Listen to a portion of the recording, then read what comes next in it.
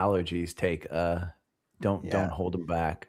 How's it going, everybody? Welcome to TrendSpider Live. My name is Mike, and today we are joined with two people. We got Gary from Daily Stock Picks and Nader. Nader is part of the TrendSpider team. I don't think Nader has been on a live before, so welcome. DGen number one. DGen number one. Yeah, Gary knows Nader very well. Nader is our affiliate manager, and of course, Gary is one of our affiliates, so these guys know each other. But we're just going live to check out mostly app earnings today. Take a look at app on the daily, and just curious, what are you guys thinking going into app earnings? So I'll tell you, I have AppLovin is one of my other partners, Seeking Alpha with their portfolio alpha picks, and so I've got a big amount of AppLovin. So as you hold it up, remember what was it last time? Where Apple blew away, and I was on with you guys, and I kind of mic dropped and stuff. Yeah, I think it was. Yeah, we could either see my screen go completely black if we see like a complete crash, or you'll see me kind of dancing around like, Justin Timberlake when he was grabbing Janet Jackson at the Super Bowl. So it's one of the other extremes, I think, because I think what Sidekick is basically saying it's going to be like an 8 or 9% move, I think, but just based on some option stuff. Makes sense. Yeah, I actually just ran a Sidekick prompt right here. I can show everybody. Basically just said, analyze what's expected today and give us a buy, hold, or sell rating. What do you guys think it said? Let's see. Hold. It loves to say hold before earnings, but it says it's a high-risk coin flip. Fundamentals remain strong, EPS growth, margin expansion. But it says the stock is caught in a sector-wide crisis of confidence around AI disruption. Fair enough. Big drawdown has reset risk to reward. It did come down. I'll show you guys the level on my weekly chart. If you don't own it, wait for a post earnings clarity. Well, and I'll give you a real life example today, Mike, because we talked about this yesterday. VRT Verdiv. It told me to get out of my purchase, which was up 20% as of early yesterday. I got out of half the position. And Sidekick just gave me the best kind of portfolio advice, and that's what I asked for. It said sell half of it, and then if it goes to, it literally said in the prompt, and I put it onto my Twitter so you can see the screenshot. If it goes to 250, you might hate me, and that's what Sidekick told me. You might hate me. Guess what's the top today? 250. Just about. It went to 250. So 249.95 right there. Look at that beautiful breakout on VRT today. Yeah, this one reported earnings. Was it this morning? Yeah. And so I got out of 100% position with a 40% and a 20% gain. So it was about a 30% gain since January. I think I want to say like January 18th, 19th, somewhere in that neighborhood. So I'll take it. Yeah, relative performance on this one is skyrocketing, or it's hanging in there. It's at 94 right now. Back before, when it was above 90, was this entire trend right here. So very strong. It dipped in April with everything. But ever since, about like right here in May, relative performance hopped up above 80 or 90 or so. And it has been, again, performing very nicely. But also, if you guys are out there in the chat, let us know what you guys are watching today. Obviously, we're going to be watching AppLovin, APP. Got my line drawn here at 422. This is what I've seen. It's a pretty key pivot level that we did react to multiple times back in December of 24, fake breakout. And several times the stock has reacted here, including just last week. So it'll be fun to see how AppLovin does. Hopefully it does good, because look at the daily, same with a lot of tech names, has not been looking super hot. Relative performance is down back at 38. So what else is reporting? We got McDonald's today as well. Which should be interesting considering how strong consumer staples are, XLP. But won't be as exciting. No, McDonald's is mostly chopping around right here, I would say. What else? We got QuantumScape, which is a smaller name. You guys heard of traded QuantumScape ever? It's solid state battery. I love it. Yeah. Now I don't own it because it's actual trash, because it doesn't have earnings. But I've traded it.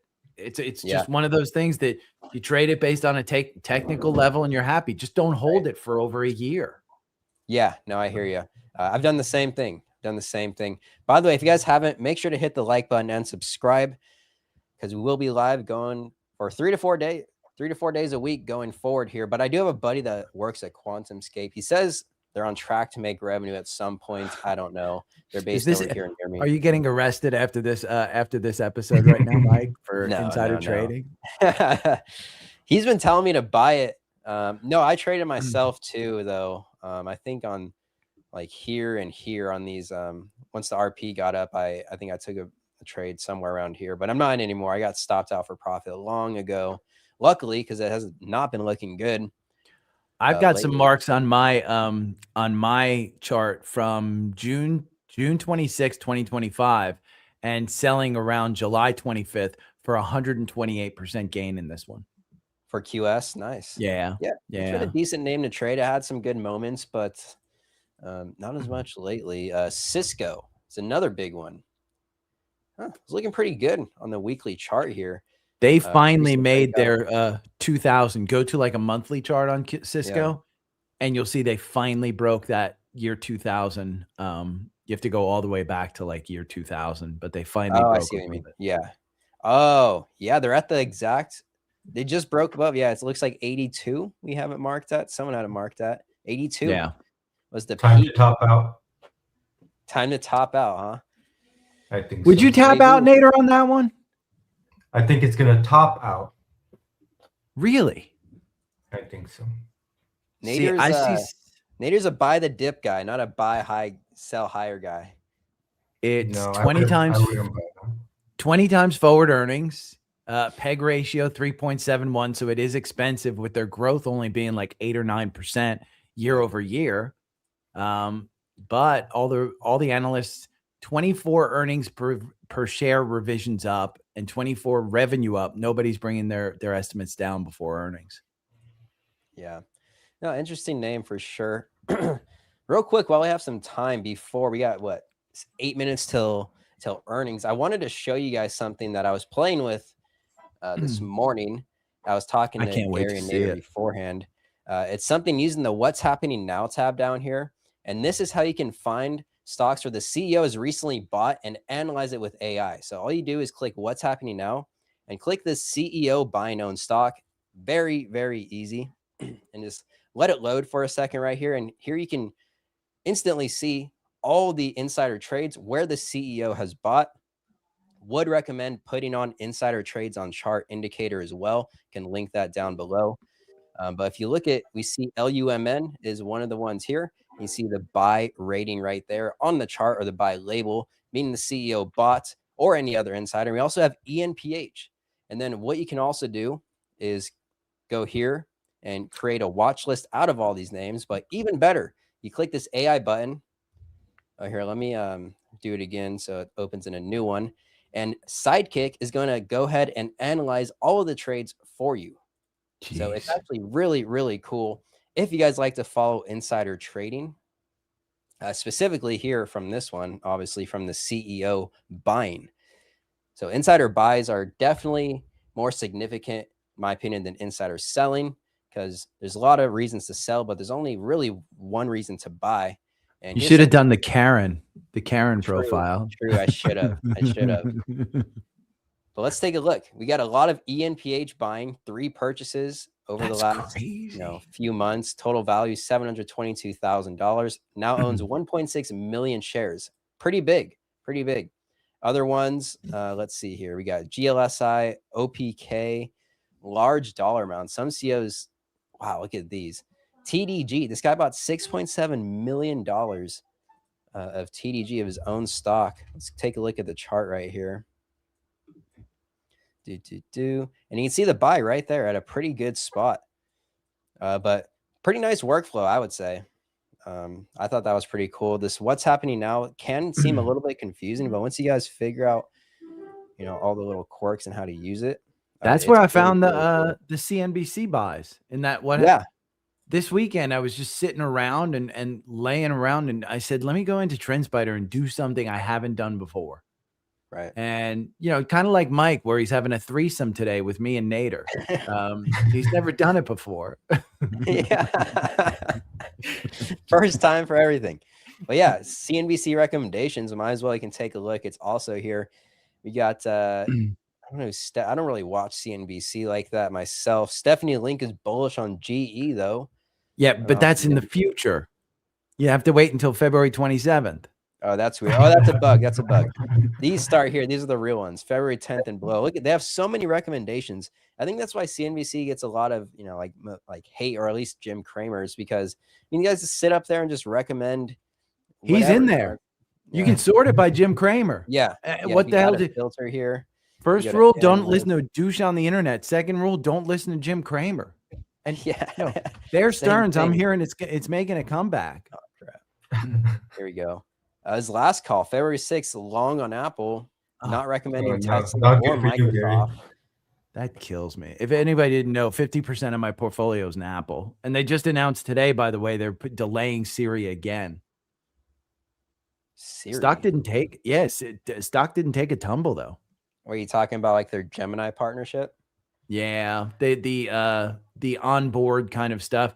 The stock went up to 280, and I've told everybody at 280 you trim. So I trimmed a bunch. I sold, you know, nice 6 figures of Apple today at 280, and I'll just buy it back lower. It's perfectly fine. But you know, with Jim Cramer recommending it all the time, it takes a dump every time the guy tells you, you know, you should buy it. Wait, he's not recommending you, so we might see a pretty nice pop.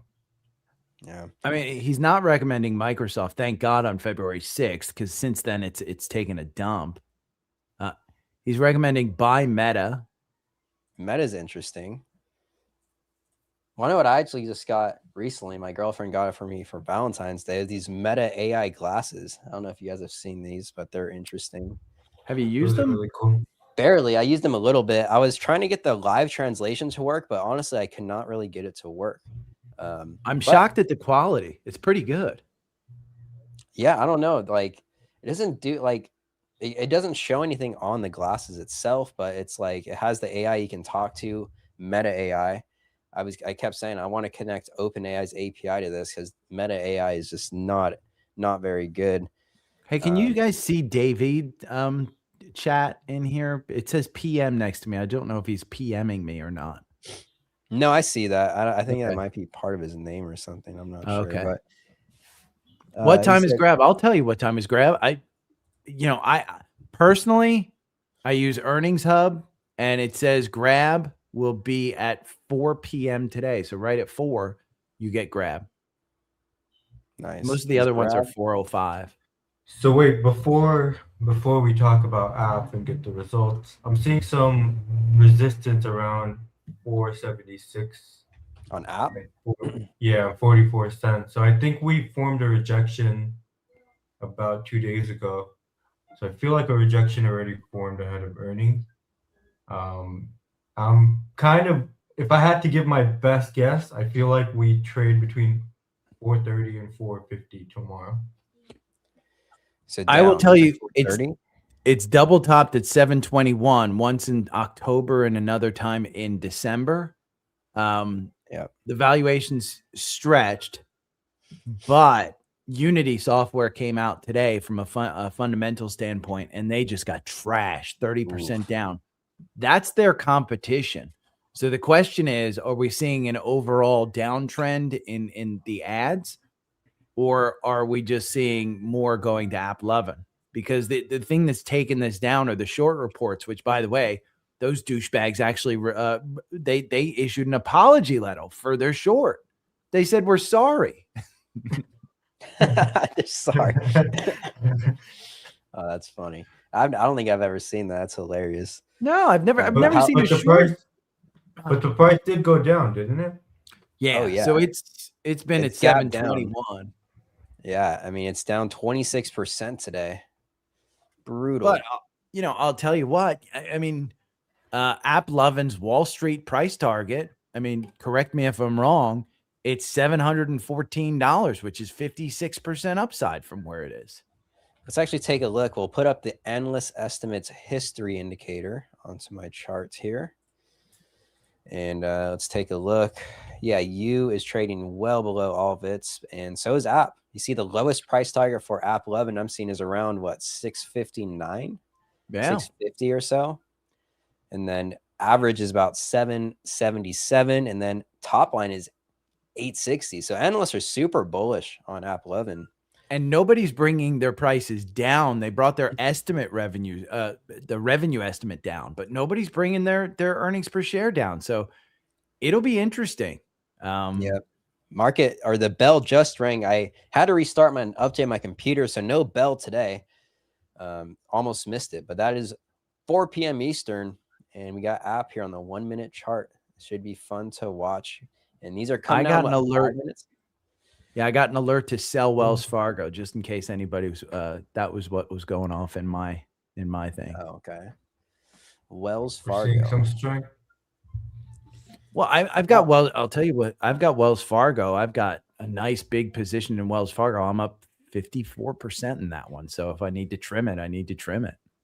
Very nice. But, very nice. While we're here waiting, make sure you guys sign up for the free TrendSpider newsletter using the link in the chat and the first link in the description to get free market updates to your inbox every single Sunday. We also got Gary in here who has a Substack. Make sure to check out his Substack using the link down below as well. I will tell your audience exclusively, because I usually put this behind the paywall. I bought a shit ton of Micron today. Nice. Sidekick. Sidekick literally said, buy it under $400 for a rip to 450. No, so that's actually I bought very funny. 6 figures. Yeah, I bought 6 figures of Micron.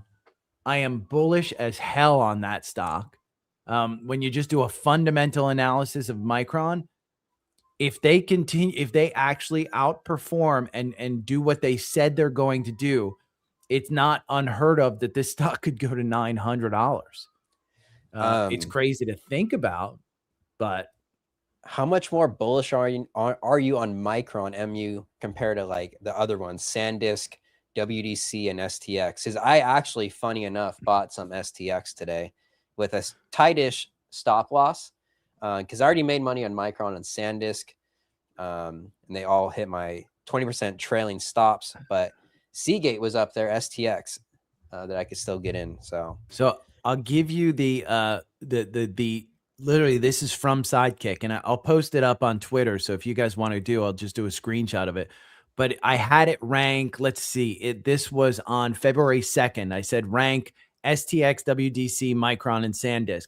It said STX is the best opportunity right now, converging at 400 to 410. The MACD turning up, RSI healthy 60 to 70 range, sold out through 2026, clean entry with defined stop. WDC, it said good setup, but needs patience.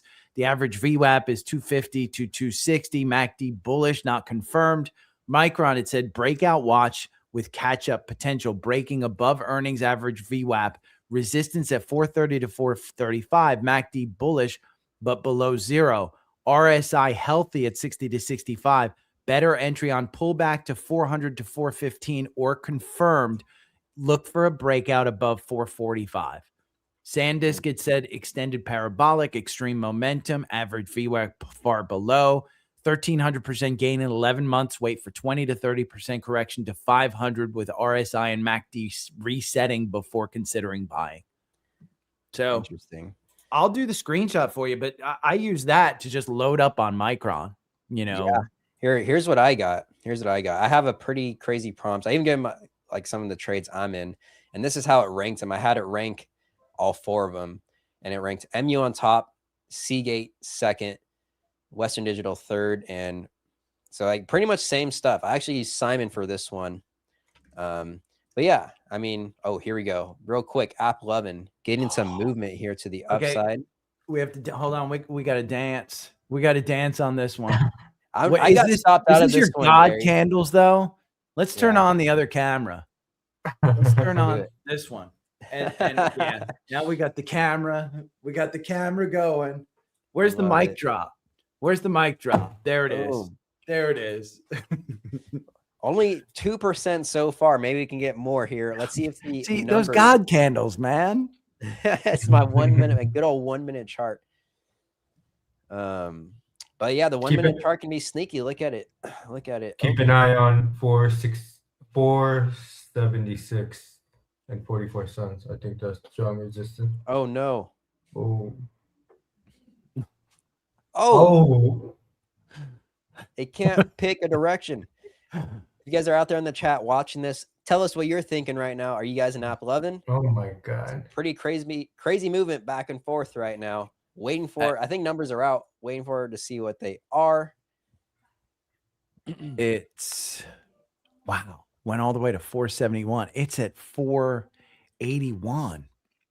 This is the level of degeneracy I'd like to see when I come on stream with you guys. Well, listen, I've gone from dancing to shooting myself in the foot going, what the hell's going on? But I don't see any like not actual numbers yet. I don't either. What are you guys watching in the chat? Is anyone seeing anything? I think I saw McDonald's report good numbers. EPS beat, sales beat. McDonald's killed it, up 2%. Consumer staples still doing great. QuantumScape, anything going here? I don't see any news there yet. Cisco. I know Grab. I think Grab, by the way, I think I misspoke. If I remember correctly, Grab reports kind of overnight afterwards, even though it says 4 o'clock for some reason. Interesting. Here's AppLovin. Beats EPS, sales beat. 324 EPS, beating the 2.95 estimate. Very nice beat. And then sales at 1.66 billion, beating 1.6 estimate. So double beat on AppLovin. No forward guidance yet. For everyone out there in the chat, let us know what you guys are thinking. Also, make sure to like this video and subscribe if you guys are new to these lives. AppLovin's getting killed again. Yep. Double beat. Jeez. That's like Shopify. Did anybody see Shopify this morning? Great earnings. And then they announce how much they're spending. And oh, classic CapEx dip. And they improved forward guidance for revenue. 1.75 billion expected for Q1 versus the 1.69 previous. So great forward guidance, double beat, and AppLovin is currently down 4% on an amazing earnings report. There must be something out there that was causing They're not happy about the 3% revenue beat. About the revenue beat? It's only 3%, but yeah. Seems like a small beat. Well, I mean, they're priced for perfection with a, let's see, they're 45 times forward earnings. So the sector of software is not loved, and that's only 24 times forward earnings. So I think you're getting killed with software. I think this is the software bump where you're just getting killed on everything. Yeah, let's ask Sidekick. Cisco is currently trading flat. Let's take a look at these earnings real quick. Cisco, they have a lot of guidance out too. Let's break this all down. Beat, double beat. 10% on like earnings per share. Yep. So pretty good beat on Cisco all across the board from what I'm seeing. And they're down guidance, 1%. Raise guidance. But let me go ahead and grab my prompt. Let's figure out what the hell is going on with AppLovin, because it is currently down quite a bit, testing the 422 pivot there. So it's still above a decent support. Let's see what Sidekick has to say about AppLovin. Let's go on the daily charts. You can see that's where my line is, that it's being tested again. Got wicked below it there for a couple of days and popped up. Had a great day 2 days ago on February 9th. That Monday. My horizontal line's at 417, which is a high from December 2024. Yep. Which it seems just, hey, it's been using that line to kind of bump up and bump down to. So yeah. No, that's right. That's basically what mine is at. I just didn't line it up perfectly, actually. Yeah. Well, I think it might a couple of levels. Or go ahead. It might go to like 380. If that goes to 380, that's a screaming buy. I mean, I need to see like the revenue and stuff like that. Just, but good God, I mean, they're growing. Yeah. 98% revenue growth year over year. Yeah, you can They're see it already right here. already under 410. But Sidekick gave it a buy for what it's worth. Bear case here, we got some recent analyst downgrades. Apparently, AI hurting sentiments. Limited runway in the core gaming, the gaming saturation, which is interesting. That was the key metric that I think the core gaming was what I think the street was really looking for. Yeah. But God, it's down 12% now. Snaps up just a bit. Yeah, hit under 410 and now sitting at 414. If you guys are out there in the chat, let us know what you guys are thinking. Someone keeps asking about QS. Let's take a look at QS. Nothing's going on yet on QS from what I'm seeing.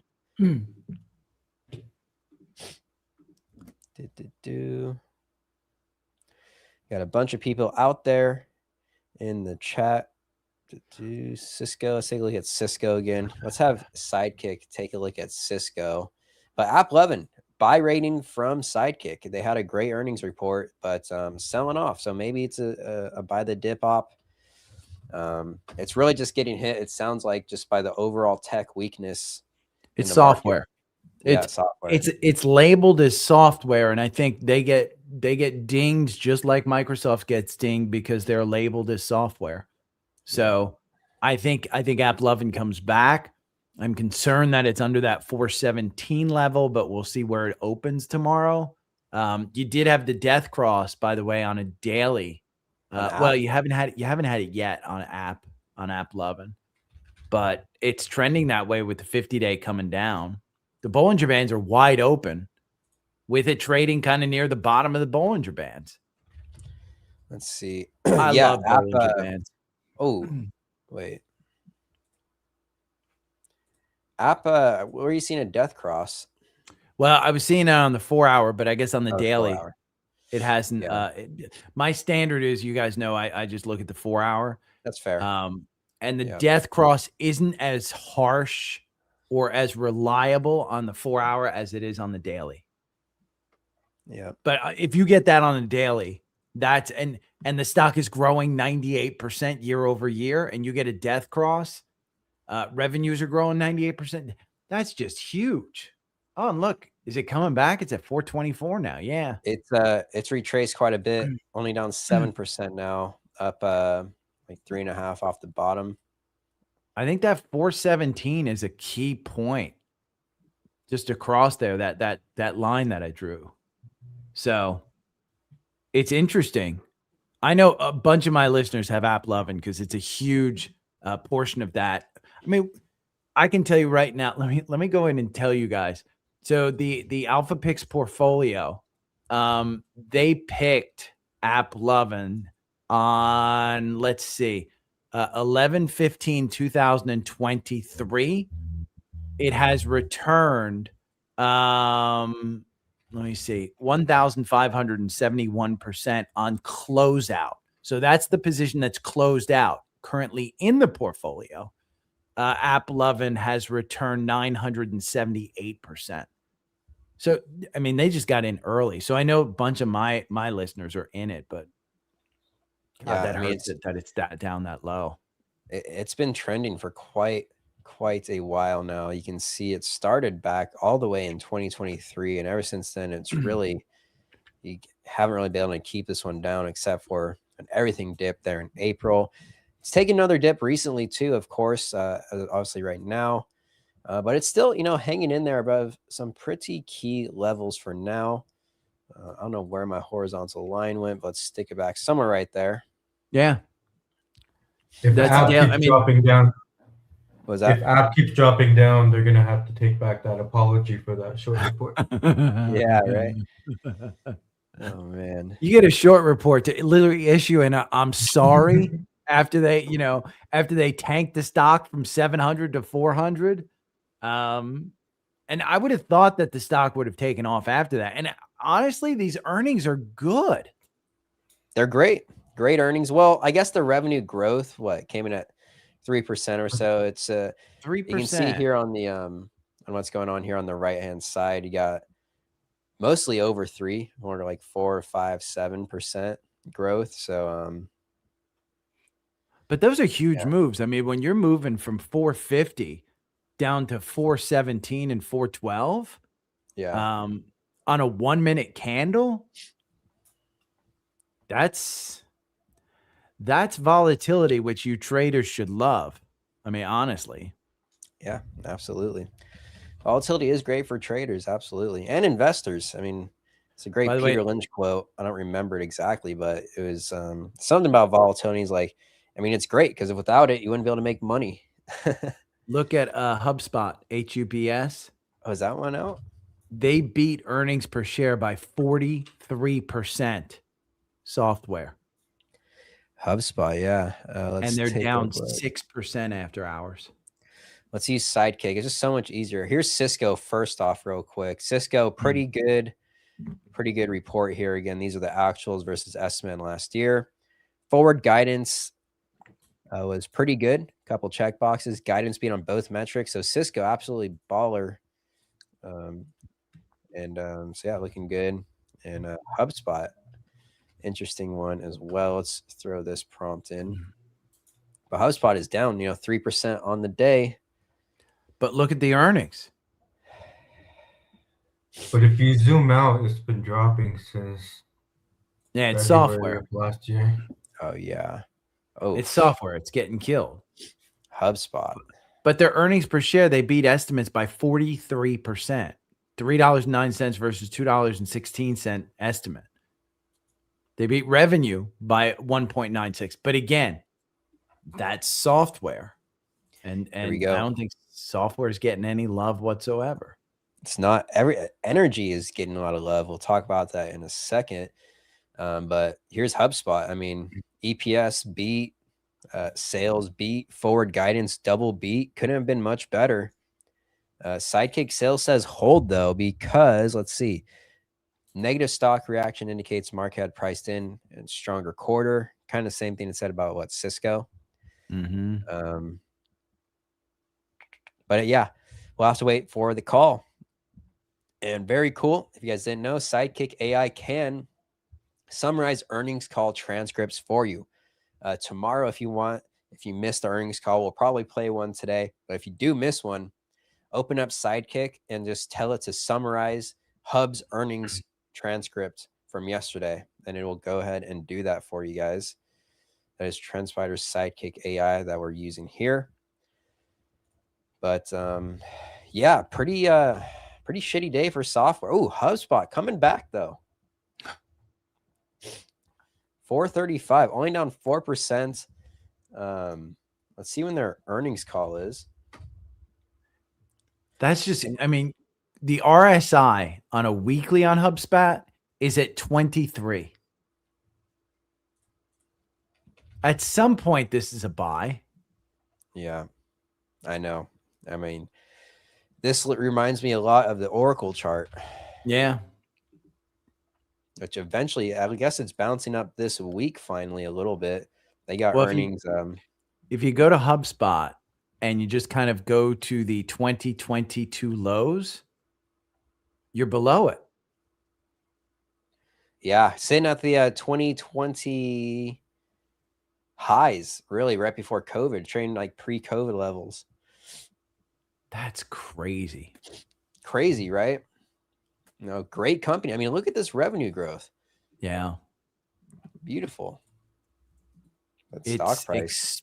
Expensive for software. Not really. I mean, its PEG ratio going forward is 1.06.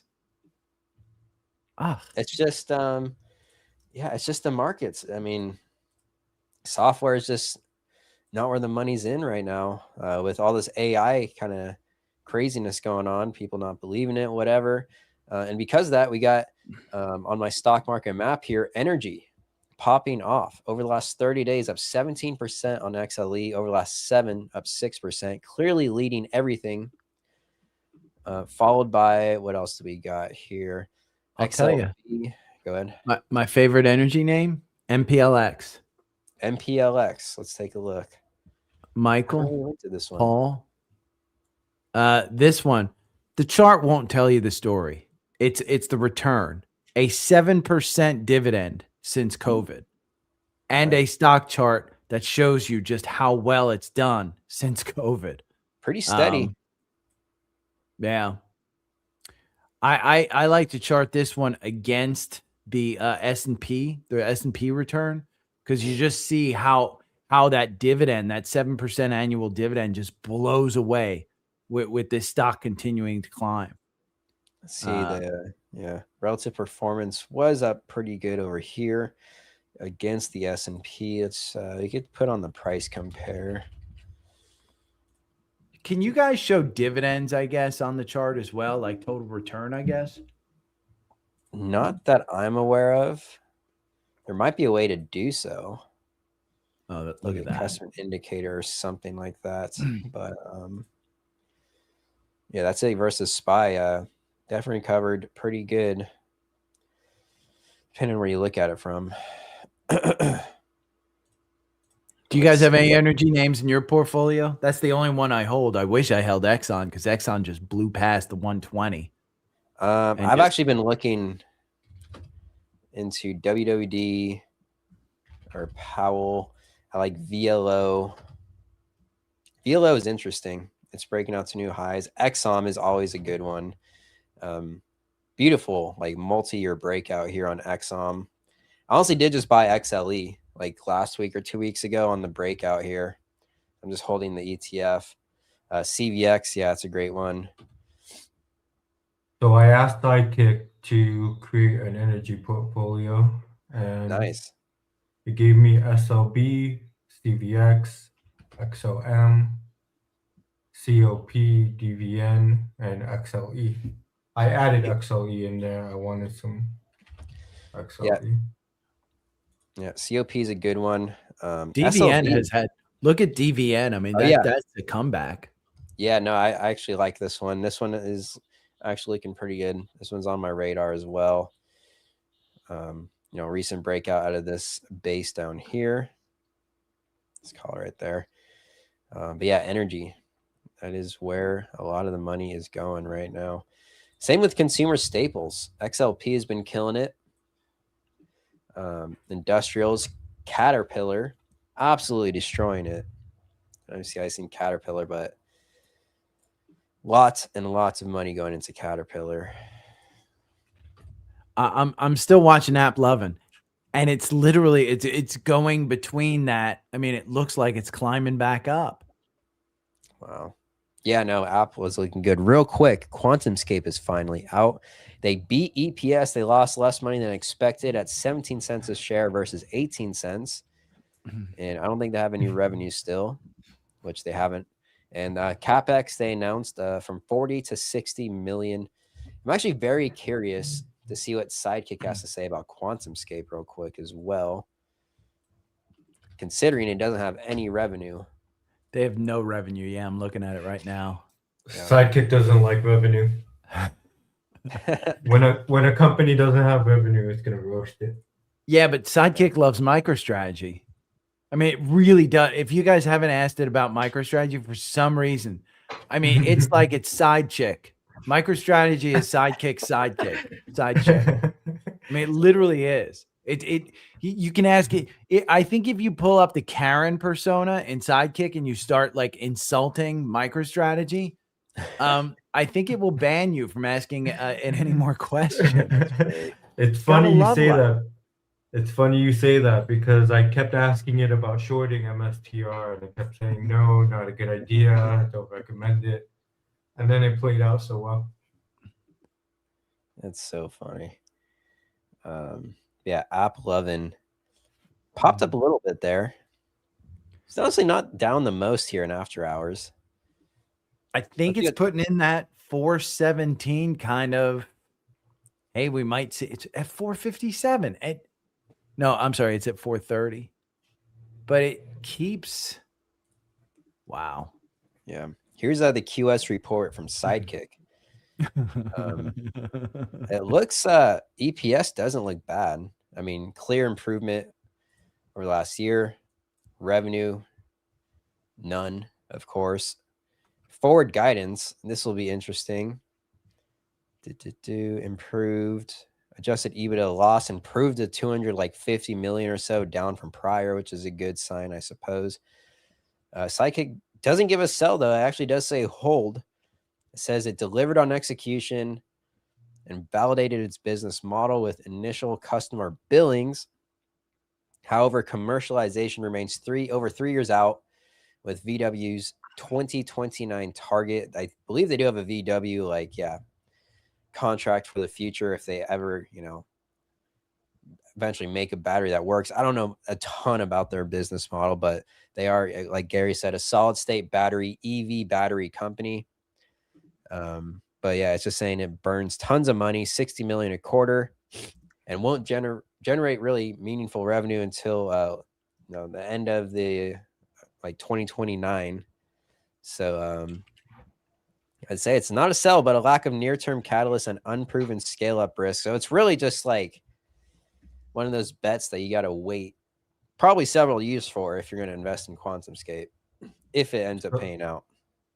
So I have a friend who works at NASA. He works on engines, and he's not bullish on solid-state lithium batteries. He feels like they have too many issues and that they won't get it right. It's a super hard space, and they just haven't been able to. If somebody's going to figure out, I think it's quantum space, and I think somebody in the chat had mentioned, hey, that's a life-changing stock if they get it right.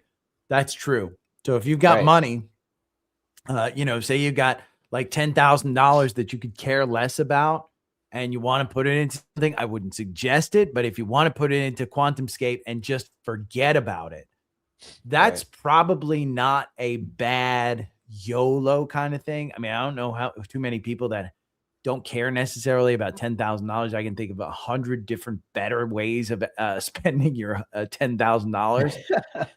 But you literally that could be the lottery ticket. And if solid state batteries are what their CEO expects them to be, that's exactly it. Here, Mike, might as well buy Melania. Yeah, exactly. Melania ahead of the Melania movie premiere. Melania meme. Yeah, it's gonna pump with the movie, right? I saw that. That's kind of what Mike, it feels like. I just put a prompt in the chat. See if you can ask Sidekick which memory stock it likes to buy. Can you put it in our private chat so I can copy and paste it? I can't copy it from there. Yeah. Let's see if you can copy it from the private one. I should be able to. Here we go. If you had to buy and hold one memory stock. Yeah. If you wanted to just do your spelling errors and have Sidekick correct them, because we saw that yesterday when you were making the spelling errors. I'm notorious for that. I'm notorious for that. It's too. But I went over this yesterday, I think, with you. I said we saw Mark Zuckerberg in, I think it was August, say energy is the bottleneck. We don't have enough energy. And that's when Oklo and all those guys, and they went out there and did the deals. And so you saw that spike. Now we're seeing CEOs say memory, literally Razer computers, those PCs. He said at CES, I can't give you a price of our stock based on memory or of our next flagship PC. So I want to know, specifically, I'm betting on Micron, rather large. I like Micron. I think my average purchase is somewhere in the 200s or something like that. So I'm still adding to it in a big, big way. But I wish it was SanDisk. God, I had SanDisk on my podcast's watch list in August. And I put it out there to the paid members. And I said, this is one you want to watch. I got out. These are paper hands, not diamond hands. So it's horrible. But I mean, I think that's a great for anybody wanting, and then show up a year later and say, hey, douchebag, Sidekick got it wrong. But so far, Sidekick has gotten it right on the dot with Hood last night. Told us $78. And what did it close at today? $78.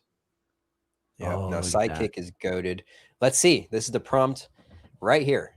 The prompt was, if you had to buy and hold one stock memory stock between now and the end of the year without selling, which one would you buy? And here's the ones that listed: Micron, WC, AMD, NVIDIA, and PSTG. Which one is PSTG? Pure Storage. Pure Storage. It's the crappiest of the memory names, but it's a memory name, so it pumps. It doesn't even have STX up here. WDC is Western Digital. That's a great one. Yeah. I don't know much about that. You guys recommend it? They spun off SanDisk, but it looks like it's saying NVIDIA is the most stable. It hasn't moved. Both Micron and WC have run up hard recently. You'd be buying momentum, which can reverse quickly. AMD's valuation stretched. I do find NVIDIA like rather tempting at these levels. I mean, it has literally traded sideways from 180 to 190 all the way since we'll go back July. I mean, yeah. August. NVIDIA pretty flat. It's been dead money, yet it's gotten cheaper because they're continuing to grow their earnings. Yep. When do they have earnings? They have earnings later on, February 25th. So that'll be coming up in 2 weeks from today. Make sure you guys subscribe and join us for that. I think we're having Tushar Shandi back on, which will be fun. Oh, he's great. If you flip to the monthly time frame for NVIDIA, you'll see usually move sideways and then we'll start to pop up. So that's kind of what I'm expecting. That's what I'm hoping for, you know, like these STX and Micron. But I mean, these ones are just so extended. Like Micron is up how much from just throw a MACD on there. 500%. Yeah.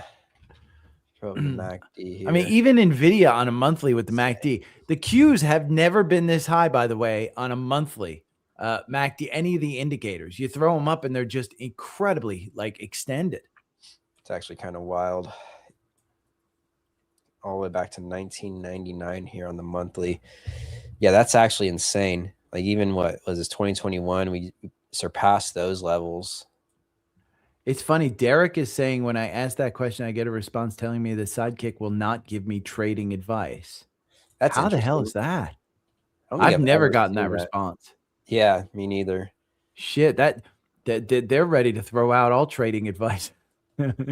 Doesn't even give me a disclaimer that this isn't financial advice. It's at the bottom. Check it. Not investment advice. This chat uses vetted data, but AI can make mistakes. Check important information, not investment advice. Okay, good. Yeah, but no, of that list that it gave, I'd say I agree with it 100%. The risk, it's kind of like my Apple, my Apple advice. Apple, greatest risk reward right now in the market, because what could happen if they get Siri wrong? They're kind of Apple Intelligence stuff. You could go back down to 250. You're not going to zero. So the risk reward there is, if they actually get it right, I think it's a $350 stock. Yeah, I mean, they're just relying on they partner with Gemini for their AI. Which is cool, I guess. They don't really have the inherent AI risk that most people do. I think they're also partnering with maybe Claude, or they invested in Claude. They did. Which Claude is killing it. I mean, if you guys are using Sidekick, absolutely use the Claude model. It is by far the best. I think that's the one that you default to, don't you? Probably. Yeah. I don't have the Sidekick Plus, so I default to Claude 4.5. Yep, that's what I use. It's great. No, it's the best. I absolutely love Claude. ChatGPT might be better at some things, but I think Claude overall is probably best. And Gemini is pretty good too.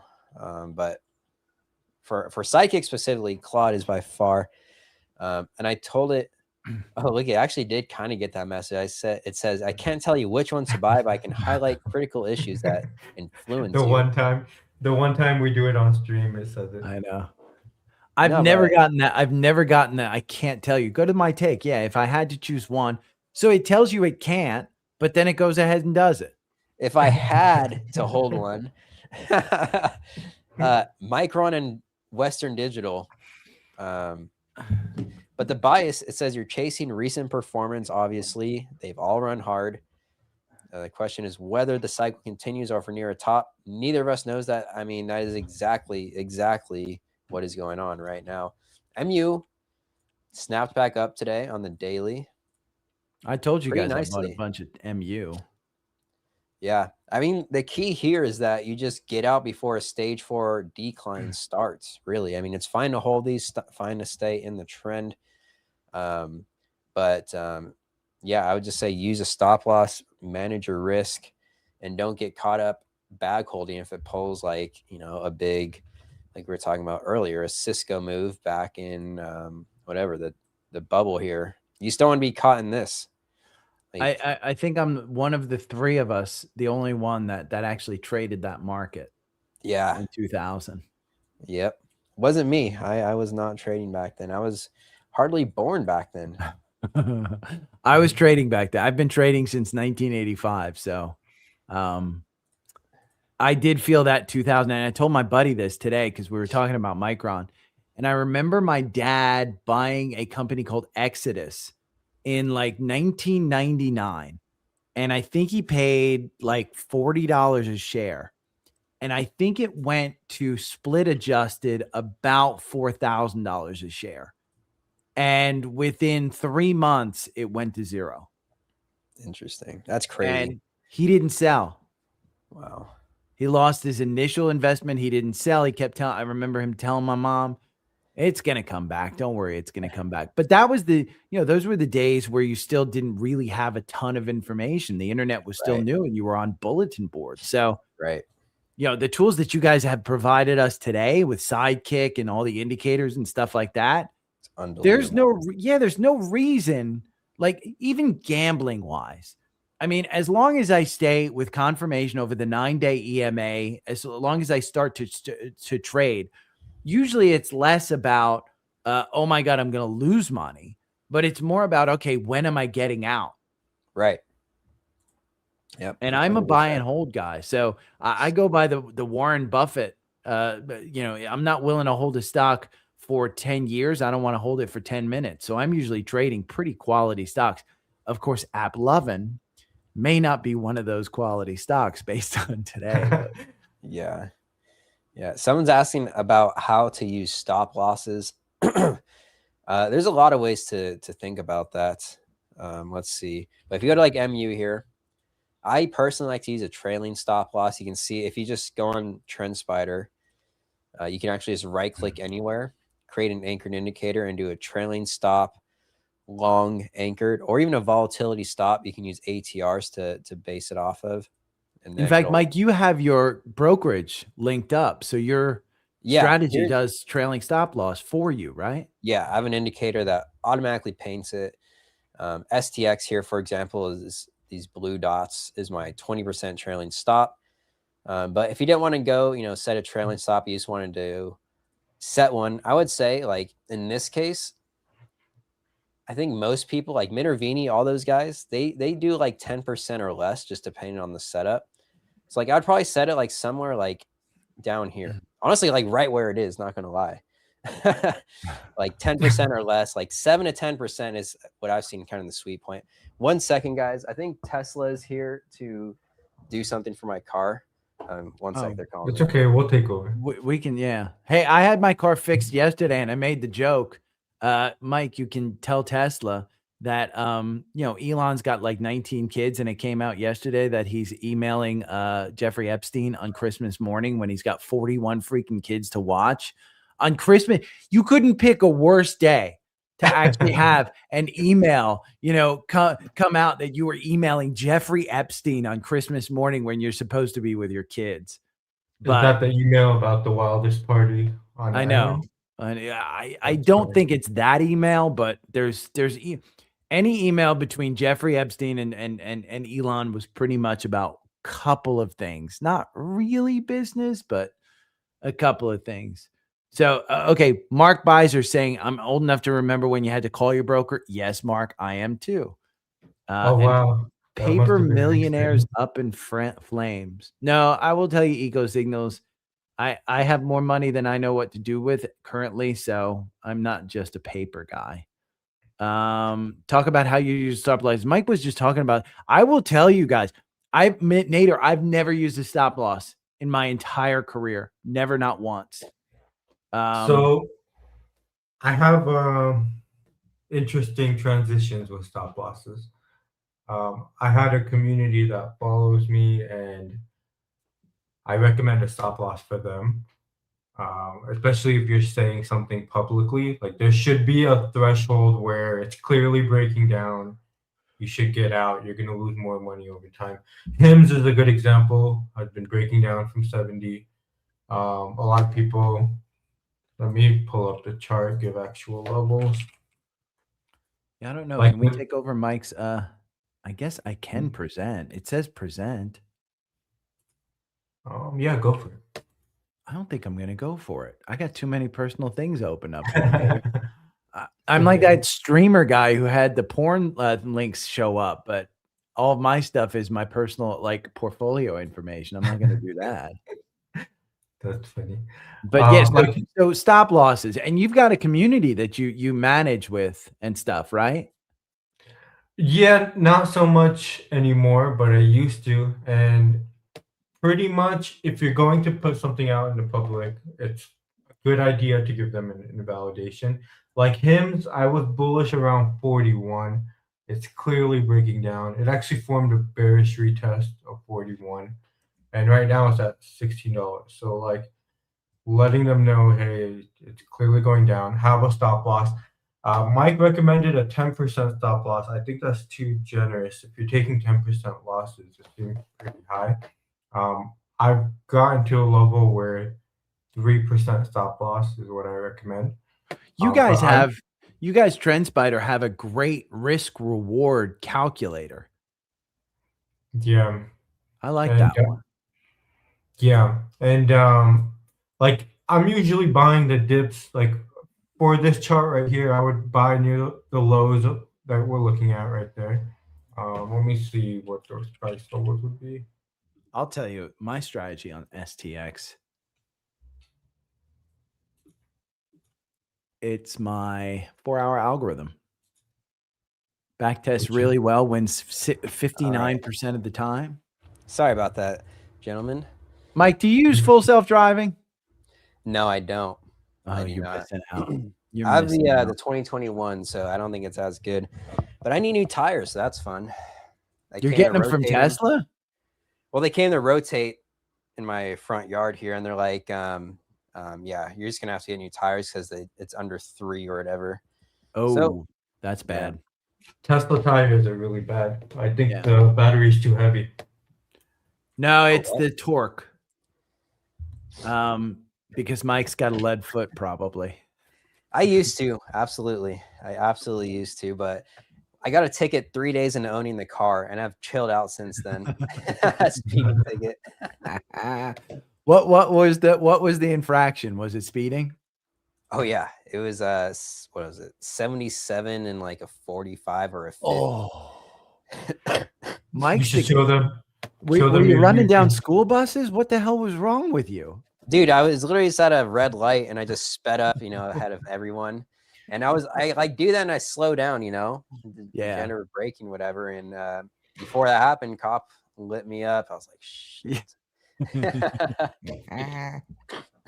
Show them the YouTube and ask for a break. Yeah, right.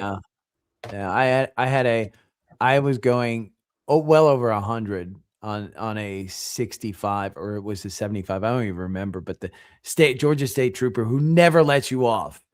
And he goes and hands me the ticket. I said, "Is this a warning?" He said, "No." He goes, "I'm giving you the full ticket." I said, "You didn't even give me a break." He goes, "No, but I want to talk to you about the iPad that's on you." Dude stayed around and kept me for like 30 minutes talking about the free. And I didn't want to be rude, but then I'm like, "Can I get this lowered or something?" And the guy's like, "No." So now I'm a super speeder. So I got that kind of thing. Oh man. Yeah, bike cop got me. Someone said you should have outrun him. Yeah, no chance of that. You were pulled over by a bike cop? Oh yeah.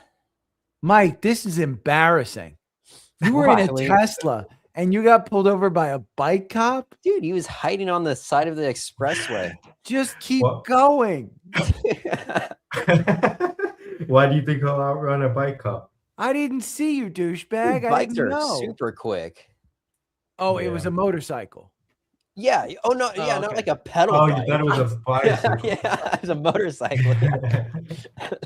Here, I'm thinking Mike is getting, you know, Tour de France by Lance Armstrong going, hey, pull over.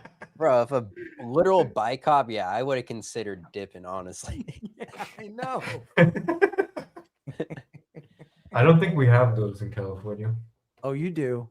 I've been, I was during my drinking days near the Playboy Mansion. I was chased down while running by a bike cop in Beverly Hills. That's hilarious. Yeah, I got stories. Sounds like something out of a movie.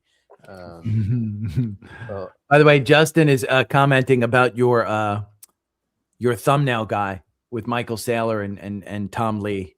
It was legendary today. That's honestly why I wanted to come on, so I could repost the thumbnail. Oh yeah. Oh, it's so good. McDonald's earnings, baby. Michael Saylor's new employer. McDonald's actually came down. Cisco's dropping. Wow, like Cisco's down 10%. Wow. Cisco. Is that on spending? Did I just call the top on live stream? Yeah, Cisco? you did. You said it's going to top out. Oh, you sure did, actually, Nader, on the monthly here. The top is 82. Oh, is it spending? Previous top. It's got to be something. I don't think the call comes up until 5 o'clock. Yeah. Is it just me or is everything dropping?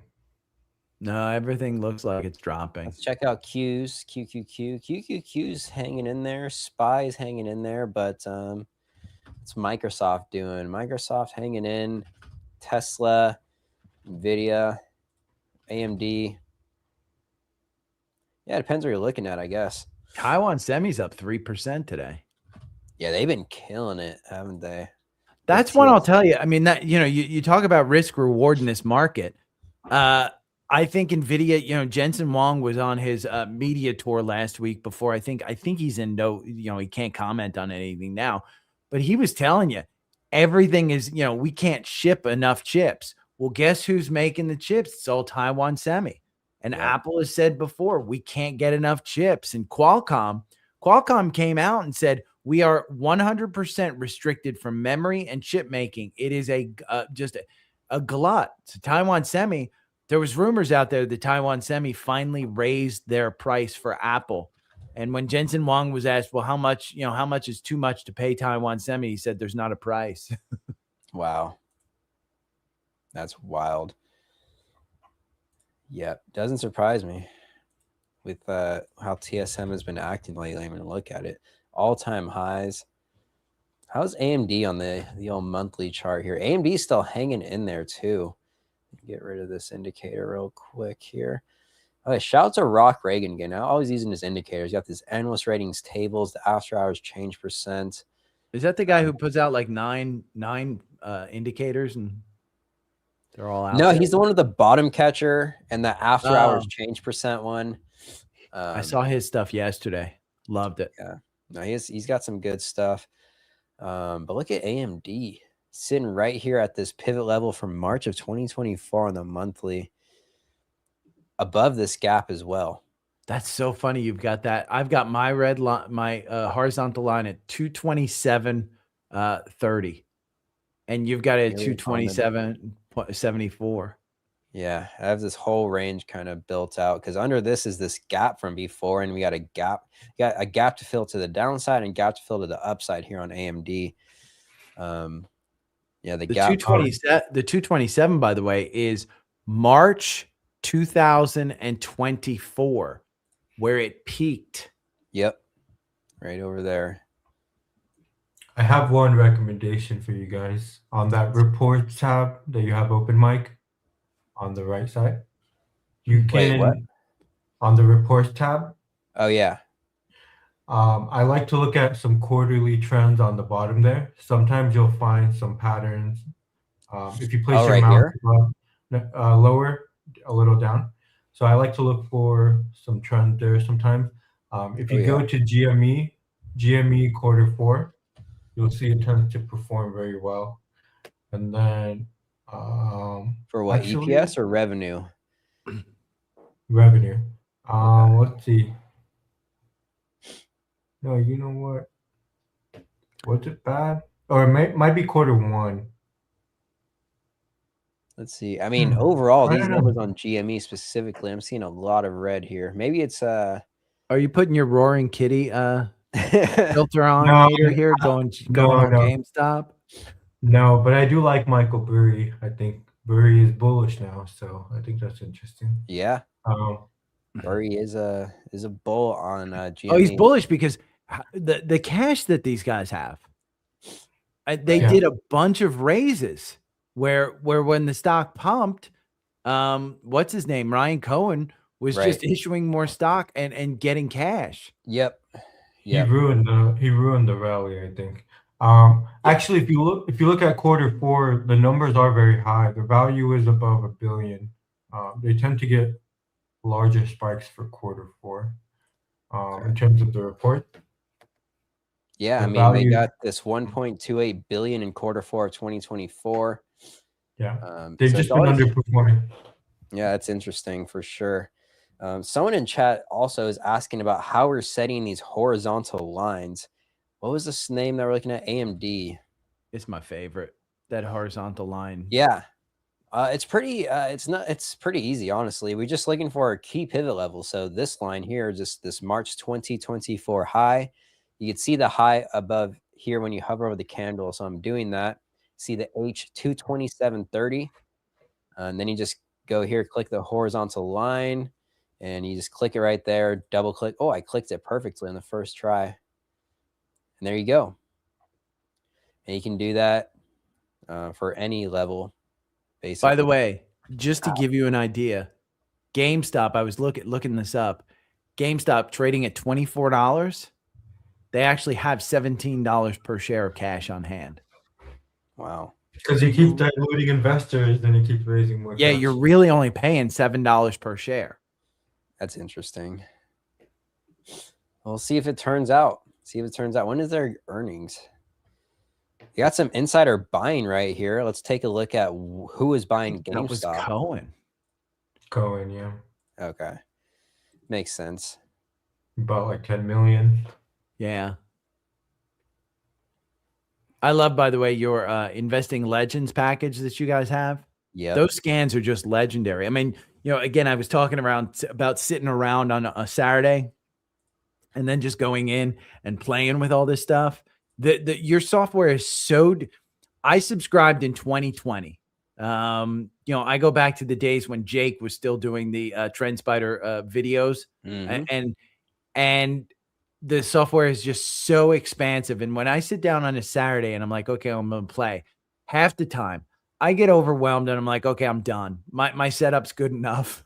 I'm happy with it. But it's so deep. And whenever I change something, Mike, this is what I'm always amazed at. And I'll tell you guys, whenever you change something, you make it look so easy. It takes me a half hour to get back to the setup that I had if I change anything. So I wish you guys had an undo button. That's an interesting something that a lot of people ask for that I think we're planning to add is a saved layout. So if you have everything set up how you like it, you can press save and then be able to switch back and forth between different layouts. Perfect. Yeah. Same with like indicator sets. I think that is definitely something I've let Deb know about. It could be a good win for sure. And if people have like suggestions to contact us, I mean, I don't know if I'm a pain in the ass or not, but I put my suggestions in the contact us. I don't know where that they go anywhere, but my top 3 are a dump for you guys to give people to talk about the top sidekick prompts. I think that save layout would be tremendous. And I'll think about the third because I'm sure I've gotten a third one. But I should probably put these things in the contact us area. Yeah. No, those don't go unnoticed. We have a whole section, our whole channel in our Slack called feedback. Sweet. Yeah. So, I mean, there is a laundry list of stuff going into there, as I'm sure you can imagine. So, I know I wish we just had unlimited development opportunity. You guys do it. I mean, honestly, the software that you have today is so perfect. I mean, you're in a bull market. If you've had TrendSpider for the last year, I don't know any one of my subscribers who hasn't made that annual subscription money back, if not more. Yeah. So it's been simple. Sidekick. I mean, it saves you so much freaking time. It's insane. Like, it is absolutely insane. And so, yeah, if you guys want to check it out, I'll drop a link down below to check out TrendSpider and mainly Sidekick here. We have a Sidekick product page that you guys can look at and decide if you want to check it out. But you can get we always basically run trials. I think right now, the lowest one, you can try out the platform for $19. So $19, you get to try out Sidekick. You can try out all the custom indicators. And you can even use the contact us button at the bottom right to hit up one of our customer support guys. They can help you set up your platform, set up scans, really anything you want. So, but look at this, AppLovin coming up $444. You went ahead and bought at $418 right there at this level. You're sitting pretty good right now, honestly. There's a data center REIT that just reported their earnings, EQIX. They're up 10% in post market. Oh yeah, good one. And you're getting a, let's see, 2.19% yield, and year to date you're up 11% just in this stock. Interesting name, Equinix. Been basing for quite a while, but revenue growth is pretty nice. EPS looks pretty good on the monthly here. That's the only stock that reported that I seem to be able to find that is up after reporting. Yeah, I mean, we had what, QS down, App down, but trying to come back up. Cisco, how's Cisco hanging in there? Cisco way down still. Way down on Cisco still. One thing I do like, by the way, just in my personal time, not necessarily on while I'm on the podcast or anything, are those multi-chart looks that you guys have. The multiple symbol view. Yeah. Yeah. It's really nice. TrendSpider actually, I think, to my knowledge, allows you to have the most charts on a single layout out of anyone that I've ever seen. Every time I open this freaking thing, there's some wild stuff going on in our multi-symbol view here. But look how many you can add. I mean, it depends on your monitor. I can add, what is this, like 48? Yeah. And it works well. I've got a 49-inch widescreen monitor. It's like a fucking cockpit in here. And I can put that over, and each chart I can actually read. It's fantastic. That's beautiful. Yeah, if you have a massive monitor, yeah, you can get a lot of charts on your screen. Very cool. Very, very cool. Look at SPY. I'm sitting here in this range. Let me see. I think AppLovin's thing is going to start sooner than later. Let me see what time their call starts. It's in 2 minutes. I'm trying to. I've got it live up here. It seems like they're about to hype up their earnings call. By the way, I'm seeing Friday, Cameco, CCJ is reporting. Oh, it's a Zoom. Oh, you got a Zoom on AppLovin? Yeah.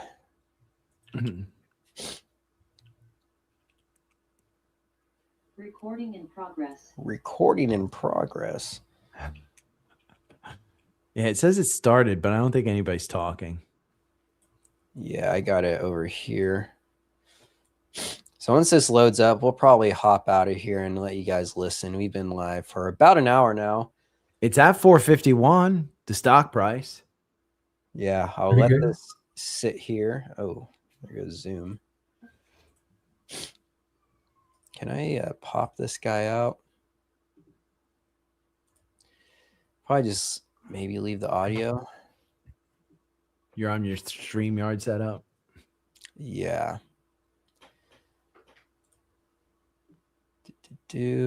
I'm telling you, 5-minute chart on AppLovin in the after. That 5-minute chart looks really good. It's insane, right? Going right back up to where it closed. Yeah. Get my thing out of here. Let me get my audio up real quick. And I'm telling you that 471, I think it was 470. Yeah. No, I'm sorry, around 550 is where I think we could go, but I'm not making predictions on this one. I know that my 4-hour algorithm beats buy and hold. About to begin. Oh.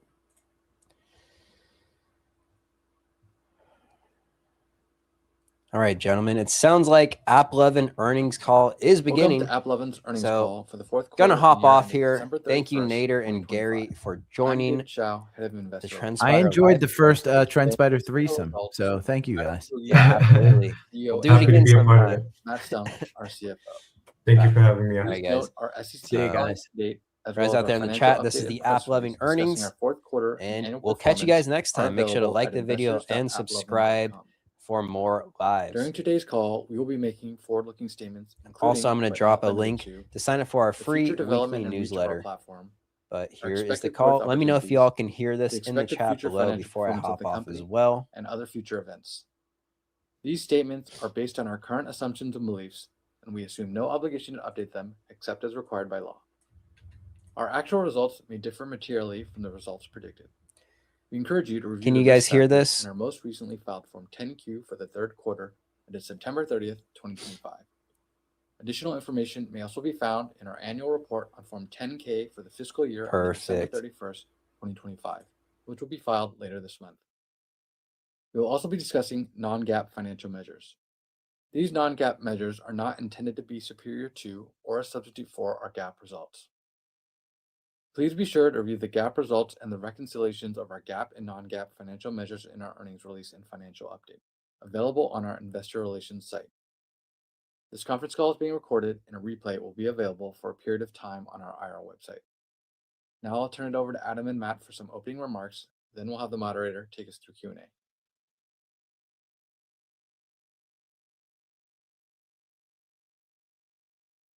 Thanks everyone for joining us today.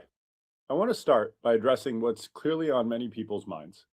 While I prefer to ignore short-term fluctuations in the stock price and focus on maximizing value over the long term, the recent volatility warrants addressing. For the past few weeks, there's been a lot of discussion about how AI and competition will challenge our business. But when I look at our internal dashboards, we're delivering the strongest operating performance in our history. What's fueling that growth is our own AI models. And as research in AI, both internal and external, continues to improve, our business will grow with it. There's a real disconnect between market sentiment and the reality of our business. Before I talk about the opportunity ahead, let me explain how we think about competition in AI. First, on competition. Since day one, we've competed against many companies. We've never feared competition because it forces us to innovate to serve our gaming ecosystem even better. We operate a foundational piece of the ecosystem, the Max Auction. It's critical for the ecosystem that the Max Auction improves through more competition, which in turn helps publishers make more money, leading to more user acquisition. Now, in a typical zero-sum auction-based market, if one improves, another loses. In our case, as bid density goes up, the pie expands, and while our share of the auction may shrink, our economics actually grow. There are impressions our model understands extremely well and it values highly, and others where we have less signal and value them less. When competition wins an impression, it's very likely to be the one that we value less. This leads to the publisher making more, and in many cases we do as well, because instead of winning a low value impression, we get to charge the winning bidder 5%.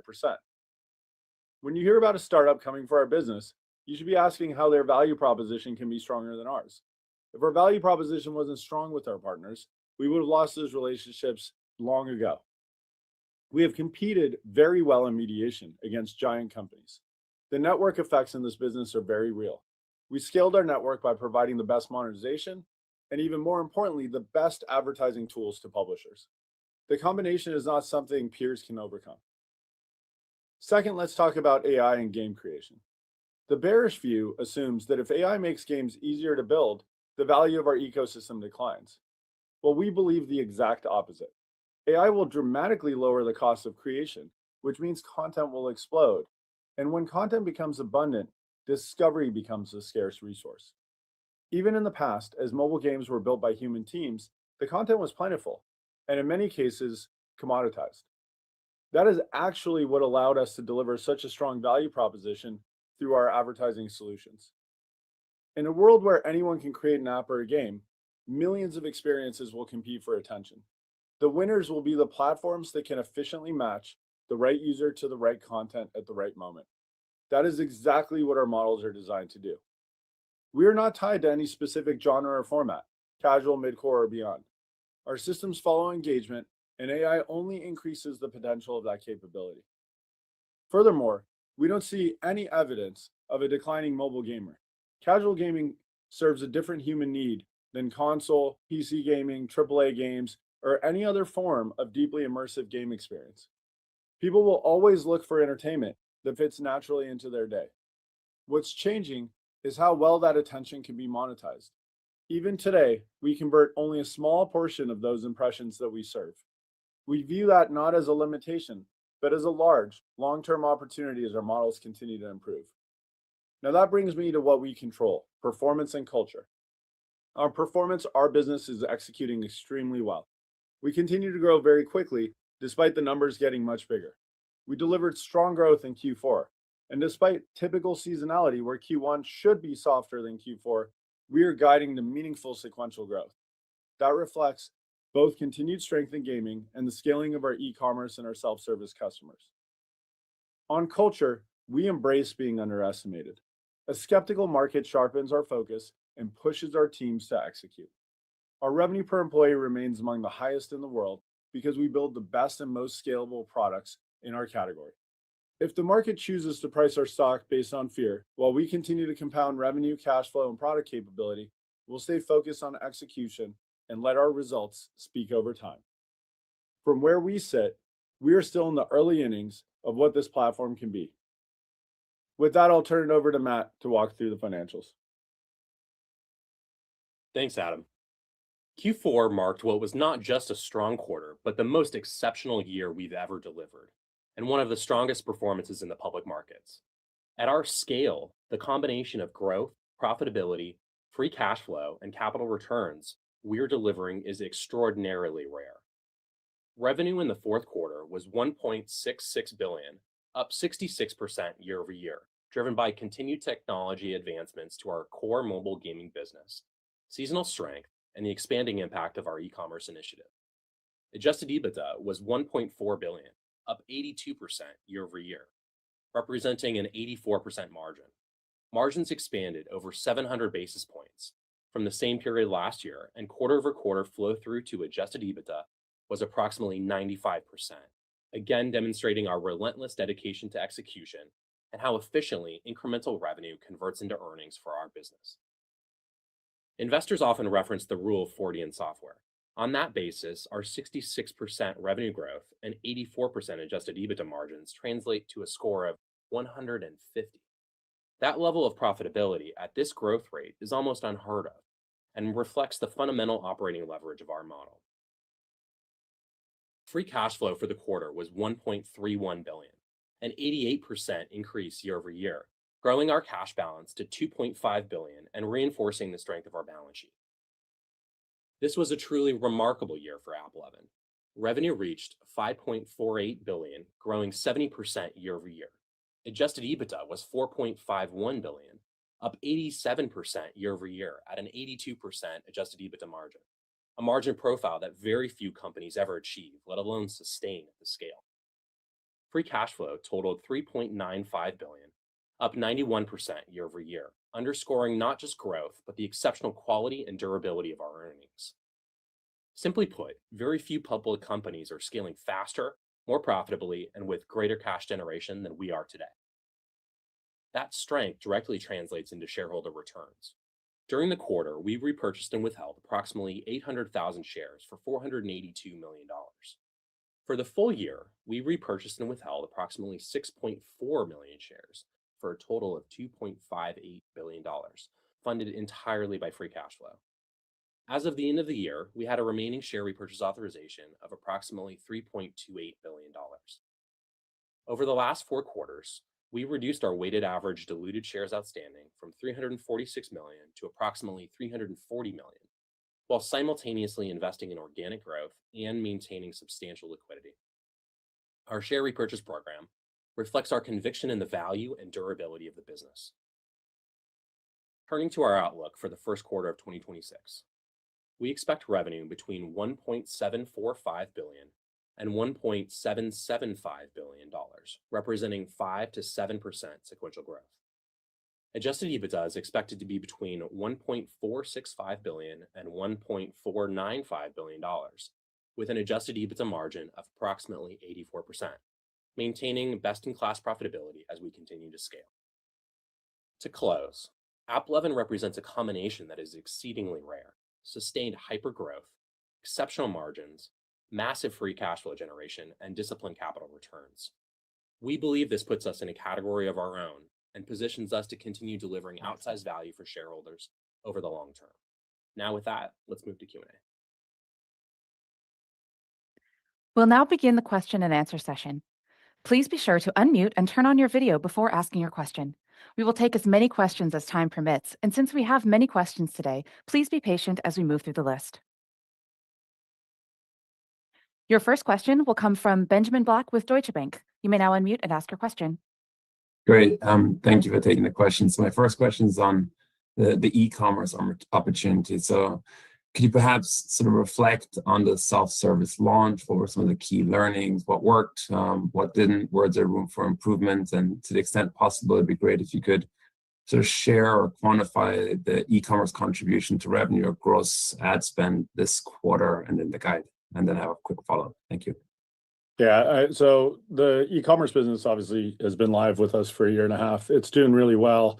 In Q4, we opened up the self-service platform, referral only. So we're not at the point yet where we're sort of a GA type launch. We'll get there. We said first half of this year. That's still on track. What gets us excited are a couple things. One is the current customers that had lapped Q4 2024 into Q4 2025 saw material increases in spend as our models just keep getting better. Now, remember, this business and the model around this business that drives the value for the advertisers is really in its infancy. It takes us a while to continuously iterate to improve the model. In fact, just a few weeks ago, we had a pretty sizable uplift. So those same customers from the prior year cohort saw big growth. Then you ended up with new customers coming in from the referral program. I mentioned on the last earnings call, we were seeing substantial growth there. We're not going to see anything that's going to impact our overall numbers for a while, but we're seeing great trends. And I'll talk about advertising, leading advertisers into our platform later on the call, but we're just seeing numbers that get us excited. On the breaking out e-commerce, we're not going to do that because we think of our platform as a unified platform. But let's say tomorrow the engineering team improves the gaming model 50%. Well, e-commerce would go down, but the business would be ripping. That wouldn't mean that there's anything wrong with our platform. Fundamentally, we're one single auction, but getting more diversity will give the model more ways to serve the end consumer and should drive up our overall conversion rate. But we think if we start talking about verticals in a marketplace like ours, you start getting really misleading information that will throw investors off. Great, I guess. And then sort of my second question is sort of, it's related to a feature set that you're rolling out. So I think in the past, you mentioned the conversion uplift your partners could see if they have the ability to not only optimize for the best performing creators, but also sort of really scale and automate the creation of these video assets. So I guess with that backdrop, how far along the automation curve are we now, and where could we be in the next, call it 12 to 18 months? Yeah, great question. We're still pretty early. I pulled some numbers earlier just to compare where e-commerce companies are when they upload ads and how many they upload to our platform versus the gaming companies that have really had a decade plus to optimize for our platform. Top gaming companies run tens of thousands of ads at any given time. The top e-commerce companies are in the hundreds. So you've got a huge discrepancy here. And if you throw more ads at our system, the model does much better. That's just a fact. It gets the chance to diversify what the end user sees and try to find something that's going to eventually convert that user. Now, how do we bridge the gap? It is twofold. One is the customers have to get more accustomed to our platform to know what types of creatives work so that they can build up production around the things that work and multiply out the count. More importantly, though, generative AI tools to build creatives in a really low cost way and an automated way is on the way. We already have in a pilot with over 100 customers, generative AI based tools for one part of the ad unit. Our ads are a video plus then an interactive page and then follow up of a shop preview dynamic product page. But that middle one, the interactive page, is not something that these advertisers are accustomed to building because they don't need them on social or search. We're now generating those automatically for over 100 customers. We'll roll that out soon as it's showing good performance to the broader set of customers. And shortly, we're going to have the video model go live as well. We're going to run the same pilot process. We're going to make sure the video output looks good. But if we get to a place where the video model can help these customers create new video ads in bulk in cost of dollars versus cost of thousands of dollars, we expect the count of ads for these new customers on our platform is going to go up a lot. And that'll make them more competitive against the gaming customers that are on our platform. Great. Thank you very much. Very helpful. Yep. Your next question will come from Jason Bazinet with Citi. Thanks so much. How are you guys doing? Good. Hey, Jason. I think one of the things that investors have always struggled with a bit is just sort of what they would call the black box nature of the model. Like they can't get comfortable sort of, doing a P times Q and sort of extrapolating the model out there. And I know you're not going to break out, as you said, e-commerce from mobile, but as investors are sort of looking at these e-commerce accounts that have, your pixel on it, what counsel would you provide to the buy side in terms of using those numbers and trying to do some math to get some sense of how well you're doing? Thanks. Yeah, I mean, look, it's really, really hard because we're just getting started. Facebook's probably pixeled over 10 million sites. You've been publishing our pixels in the thousands. So it does correlate to the count of advertisers that we have on the platform, but we're just starting out. We can't build a P times Q model in a period of time that we expect to have really outsized growth. Once we open up the platform, start running marketing to the platform, start doing more sales, you're going to end up having a ton of advertisers coming in. We can't predict it. It's not going to be stable until we get to a much further into the future point. But what gets us excited, like I mentioned on the last answer, is we're already testing in advertising to get customers on the platform. So what you're seeing right now is just referral-based advertiser count. But if we start actually being able to market our platform and get customers to convert through the funnel, that's going to help us really catalyze faster growth to go get advertisers in the absence of a sales team. And one stat that's really cool that I pulled earlier, we're testing in light volume on ads on social and search, and then we're doing referral programs. But right now we're seeing somewhere around day 30 LTV to cost of user acquisition. So if you think about lead gen models, and if you know lead gen models, and also if you understand the life of value that we create for advertisers, which is in the many years, to be able to break even on the media buy in 30 days is exceptional. We've got arguably one of the best business models the world's ever seen, and we're seeing the ability to market our platform in small testing at that level. That gets us excited. Now, we're not ready to go to GA yet, and you can ask why. And the why is because we still need to optimize our conversion funnel. That we're no different than any social network that's going out and trying to get users. We want to get users into this advertising platform. Right now, we're seeing of qualified leads, 57% of advertisers go live. That's 43% breakage. We think we can get that number much closer to 100% before we open up. And despite that, we're seeing this 30-day break even roughly on LTV to CAC. So we're really excited about where we are. We think we're going to go through this hyper growth phase as we open up and really start pouring advertisers in. Once we get to a stable place where we can start predicting count of advertisers in quarters to come, then we'll give you the P times Q. Thank you. Yep. Your next question will come from Omar Dessouky with Bank of America. Hey guys, thank you for taking my question. I wanted to ask a more general question because the market seems to be having an AI moment here.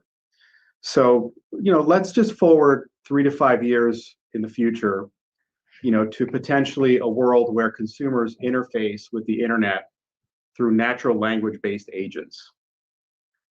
LLMs are different than performance advertising neural networks, but how would your business be affected by potentially a change in how consumers interface with the internet? that's the first part of it. And then the second is, how do you expect, again, over the long term, 3 to 5 years, how would you expect casual mobile game developers to adapt their content to a world where they compete for time with these sophisticated chatbots? Yeah, so great question. The way I see the LLM is that it's going to enable anyone to be able to type out ideas for a game and get a game created.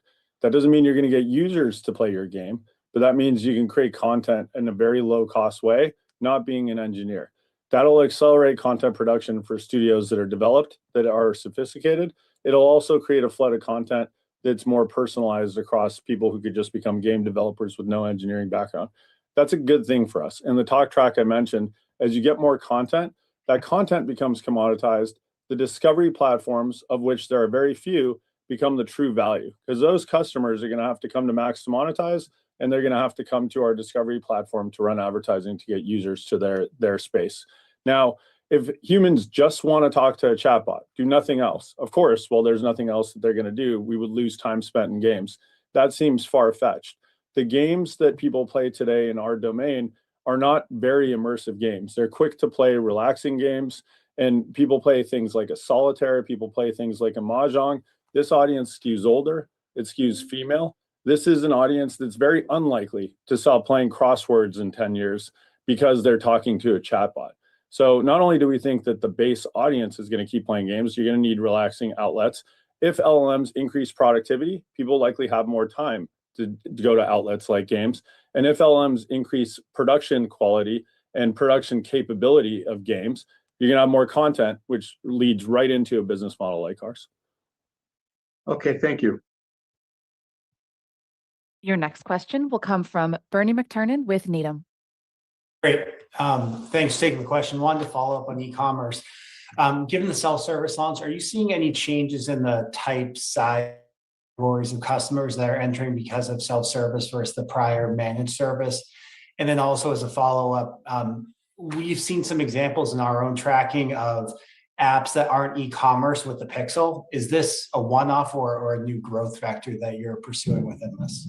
Yeah, I mean, obviously with opening up self-service, we're not gating to a minimum GMV anymore. So in the prior year, we had pretty high minimum standards for businesses. Now you're getting companies that have a few $100,000 of GMV, a couple $1 million of GMV a year buying on our platform. What's nice about that is not only do we see the ability to track performance very clearly on a brand that's small, if they start spending money, the money translates to revenue, and it's really obvious in their numbers that their pre-existing revenue was a few $100,000. I'll give you an example. We had a year ago this Israeli cookware company come live that did $4 million of revenue. And these types of stories make us really proud. Last year, they scaled on our platform. 65% of all their user acquisition spend was on our platform. They scaled to $16 million of revenue and are profitable in doing so. And we can see the results directly translated from the spend on our platform to their growth. This year, they're ramping so quickly, again, putting most of their UA spend on our platform. It's looking like they're projecting to $80 million of revenue.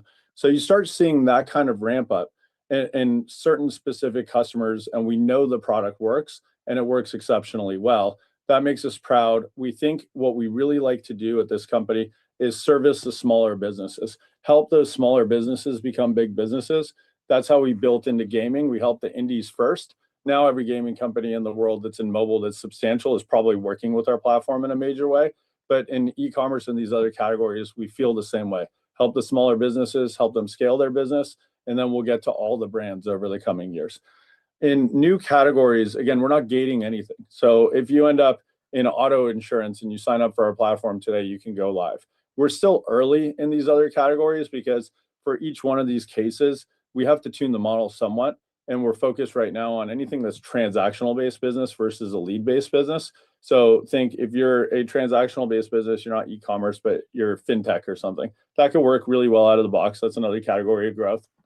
But then there's a huge sector of lead gen businesses. You want to collect the user's information and sell them in a call center. That's going to come too for us in the coming months, where we really focus on a category like that.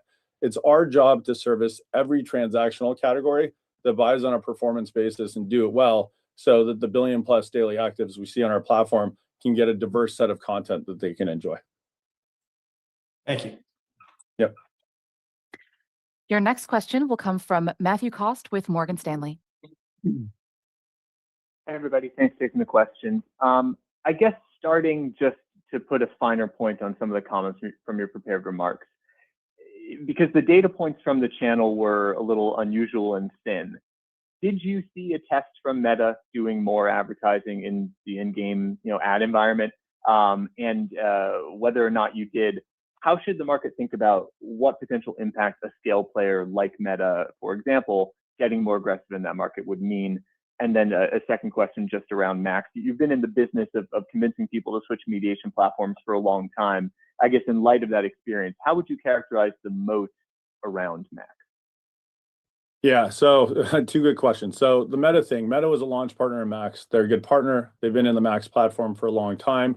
They are a bidder on anything that has an ID today, and they're not a bidder on anything that does not have an ID. So think IDFA off. That's about 2/3 of the full screen ad units that they currently bid on. They started bidding more on that, as you saw on LinkedIn. They did not start bidding on no ID traffic, and they might very well bid on no ID traffic in the next couple quarters. As you know from our business over the last couple of years that you've been following, there have been numerous times where we've added more competition in the Max auction. Unity's grown with Vector. Liftoff rolled out Cortex and is growing really quickly. Moloco has been growing, and we turned them into a bidder in the last year. You had Google switch to bidding. Every time this has happened, there's been this confusion around, well, in an auction dynamic-based system, competition should decay AppLovin's edge. You've never seen that happen. And this is what I tried to cover in the talk track. The reason is that, one, we're really big and really good at what we do. But two, every impression is not worth the same thing. Our model is exceptionally good at valuing the impression for what it is for our data and our customers. Sometimes it values it really high where we make a lot of money. Sometimes it values it low where we make less money or potentially lose a lot of money. And what happens when you get these bidders getting better is that they take some of those impressions that we value low, where we might not have made any money or any material money, and now we get a 5% amount that we can tax the bidder in our ecosystem. So growth in the ecosystem allows the Max market economics to improve, and we've never seen growth in the ecosystem cause harm to our AppLovin bidding environment since we got so good. Now, this is post-Axon 2, where we became the market's dominant player. So I do think it's an important point that people are getting lost on. So I want to see if you have another question on that before I go on to the mediation discussion. No, that was very clear. Thank you. Okay, so on mediation, look, we got in the market with Max when we bought it and built that technology. We didn't buy technology, we just bought a way into the market. That was in 2018. The Max platform before we bought MoPub had already grown to become #1 in the space. When we bought MoPub, we put the two together. As everyone knows, we're very dominant in the sector. We took the MoPub technology in sub 90 days, threw it out, migrated everyone that we could over to our platform, rebuilt the best features of MoPub, put them on top of the best features of Max, and ended up with a very dominant position. At this point in mediation, there's been a few players that are sort of out of business, and then there's Google level play in us. And then obviously you have the startup that people have been discussing. So in a world where CloudX becomes a startup that comes into the space, you have to talk about, like, what are they walking into? How's the world different today versus what it was?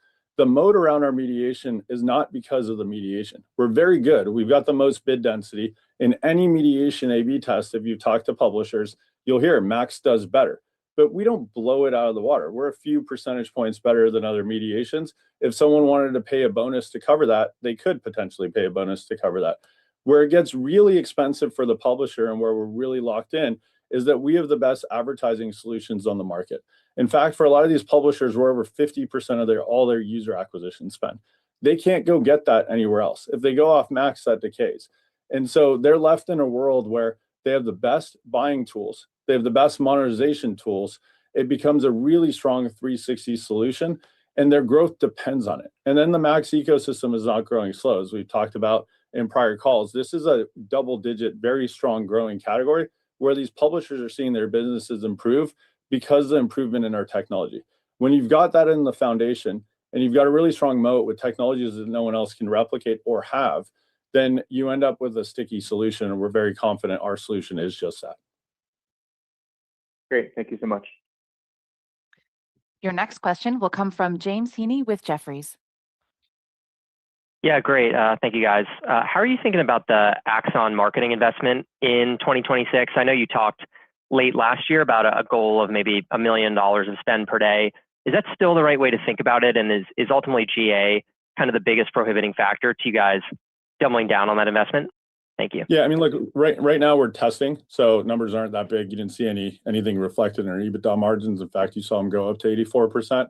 We think the growth in the business is so high and our LTV to CAC is going to look so juicy that you're not going to see much decay in our EBITDA margins from ramping up marketing. If you do, then that'd be a great thing. It just means we're ripping on the marketing side and we see a ton of customers that we can bring in to accelerate growth. But it's much more likely that we're going to go controlled on this because we do want to take our time to build out tools. When we start buying and go GA and bring customers in, if we don't have good content creation tools for them, create the video with generative AI tools, create the interactive pages with generative AI tools, and do it in an exceptionally strong way, they won't have as much success on our platform. So that's a long way of saying we're in no rush. We're seeing 30-day LTV to CAC roughly. If we see that at scale, we're going to scale, but we're not in a rush because we want the tools to catch up to the opportunity. Great, thank you. Yep. Your next question will come from Alec Brondolo with Wells Fargo. Yeah, hey, thanks so much for the question. I appreciate it. I want to double click on the Meta thing because I kind of think that's the most, out of all the noise in the market, I think Meta is by far the most important. Right now, probabilistic targeting is the basis of competition between all the mobile game and app networks. I think there's no doubt that you could definitely compete effectively against Meta on a probabilistic basis. When I talk to investors, I think the concern in the market is that Meta could find a way to bid deterministically on opted out ATC traffic with their audience graph, which would give them, an advantage over the vertical ad networks. Do you think that's possible from a tech perspective? And if it was, would you still be confident that market expansion could offset the loss of market share? Yeah, I mean, look, I think it's possible from a technology perspective. I think it's blatantly against Apple's terms. I don't think the space is big enough for Meta to say they want to violate the platform they depend on's terms. So I'm skeptical what you said is going to happen. It'd make no logical sense. In a world where they're bidding deterministically or probabilistically on no IDFA, they're still competing against the Axon 2 model. 5 years ago, when Meta was really big in the space, and I think this is what's throwing people off. People recall a time Meta was half the space. They think it's going to be half the space again. Meta has been on IDFA-based and Google Ad ID-based traffic since that no IDFA change. Nothing has changed for them. What's changed in the marketplace is that the other ad platforms that are built for this category, Unity, Liftoff, Moloco, et cetera, have gotten better. Now, we've gotten the best. Axon 2 was the biggest breakthrough in a model in this category, period. And we were able to end up becoming the number one by a lot. Axon 2 didn't exist 5 years ago. So there's no world where Meta is going to end up becoming that kind of a dominant player in the face of this competition. In fact, I don't see a world anyone else can because they're going up against that dominance. And these models, as they build more data, it's a closed loop model that's continuously reinforcing itself and getting smarter. Our model is so far into getting smart for this niche. The niche isn't that small. And we've got such a strong position, it's highly unlikely that someone else is going to come in and materially disrupt it. So long way of saying, again, no, we don't see what people are so afraid of. We think psychologically people just index on numbers from 5 years ago and think, oh, Meta's going to ramp to that. But just ask the customers you talk to, what's the share of wallet between us to them and to everyone else on IDFA-based traffic, and that'll give you an indicator of how good we are. Perfect. That's super helpful. And maybe just one additional question. On the marketing dollars that you're spending against Axon today, where you're earning the 30-day LTV to CAC break even, what are the most effective channels? Like I see the ads on Google search, I see the ads on Facebook and Instagram. Where are you finding the most success? Which platforms are you finding the most success in leveraging to acquire customers today? It's a great question. I mean, we're too early in testing to really assess or give anything directional because we don't want to be misleading. But I'll say some of the coolest yields that we've seen and coolest partnerships are these partnerships with the measurement companies. So if you talk to Triple Whale, they've got a sponsorship from us. TBPN, the podcast, branded their gong with our brand, and that's driven a bunch of business. So stuff like that, we're at such an early point. Part of the direct response channel here is actually just building the brand. So when we get placements like that, people start hearing about this Axon Ads platform. Then they go to Google, and we don't have any SEO yet. Once we get history, and to put more content out on our blog, which we're committed to do, and get more link backs. We'll also have SEO, but today in the absence of, Google search words are also great. We're starting to get brand recognition. People know our platform's critical. They go search Google and we're the first ad word now. We're not the first organic link because we don't have that history. So all this stuff is going to improve over time. And we think our job is to combo brand advertising alongside this direct response to really unlock growth in this thing. Perfect. Your next question will come from Clark Lampen with BTIG. Thank you, guys. At the risk of, I guess, just sort of, overdoing it around this meta point, I wanted to see if you guys can just, Matt's laughing, so I think I am overdoing it right now, but just remind us, I guess, the sort of scale of bidding that you guys, are doing right now. I think the 11 billion or over 11 billion number that you provided in the blog post is the most recent example. Is that something that really needs to be replicated in this segment of the market for probabilistic bidding to really drive signal or capture signal that would allow somebody to replicate the same sort of degree of efficacy? I think it would just be helpful for people to understand, maybe even if somebody wanted to move in this direction, what are the sort of capital constraints of doing something like that? Yeah, I mean, look, first of all, like at the base, there are different approaches to modeling these businesses. Meta has a model that's fantastic, super sophisticated, but built for social. Most of their training data is on social. We've got a model that's cutting edge, very sophisticated, built for our ecosystem. Our training data is predicated on that ecosystem. Our customers are perfectly tuned for that ecosystem. We started in gaming. We're the biggest there is in game UA dollars. So those dollars aren't just going to shift because someone else comes into the space. The dollars are already locked in on us, and our model is very smart. When there's a high value user, sometimes our model bids thousands of dollars on a CPM basis. The model knows what works for these customers. So it's just not something that's conceivable in a marketplace where you have budgets that are already given to us and we're on cutting edge technologies for someone else to come in. Now, if we stop innovating and we decay on the technology side and we stop providing the service to the customers where they start looking around, yeah, those things could change, but that's not going to happen overnight. And the one thing we can say confidently, 14 years into being an engineering product-led org, is you've seen us move incredibly quick. We are innovators. Engineering team is top-notch, second to none in this field. And so we're very much focused on continuing to push our models forward, and we're doing it from a very strong leadership position. Okay. And if I may just ask sort of a very quick follow-up, prospecting campaigns. This was a product launch, that sort of came about recently. There was a lot of very strong feedback in the channel throughout the quarter around the efficacy for some customers seeing, full shifts in sort of repeat versus new customer mix. Could you talk about the way that product, I know that you guys don't want to give sort of specifics around your non-gaming business versus the gaming one, but would it be possible to sort of contextualize the impact for us, or maybe what you're seeing with advertiser behavior heading into 2026? Yeah, I mean, you've probably talked to some of the advertisers, so you hear positive commentary on it, but it's really hard for advertisers to understand the incremental value of retargeting. It's really easy to understand the incremental value of a new customer. And so it wasn't lost on us for a year and a half when we got into the market that just a universal campaign that had a split of new customers and retargeting wasn't the final answer. We needed more targeting for these customers to map to their goals. So we rolled out this product in Q4. We let them upload their historical purchases. Using that data, our model can start tuning away from purchasers from the past and towards users that they've never seen before. Results were fantastic. It takes a while in an advertising marketplace for every new product to get adoption, but we've seen really quick adoption on this one because when they flip the switch, they instantly start seeing many more new customers. Thank you. Your next question will come from Robert Coolbrith with Evercore. All right, thanks for the questions, appreciate it. Adam, you've mentioned a couple times now the connection between ad ROAS and max. Just wondering if we could maybe put a finer point on it. If a publisher were to give another platform first look at inventory or something like that, would that significantly degrade that connectivity between ad ROAS and max from a UA perspective for that publisher? And then I have just a quick comment.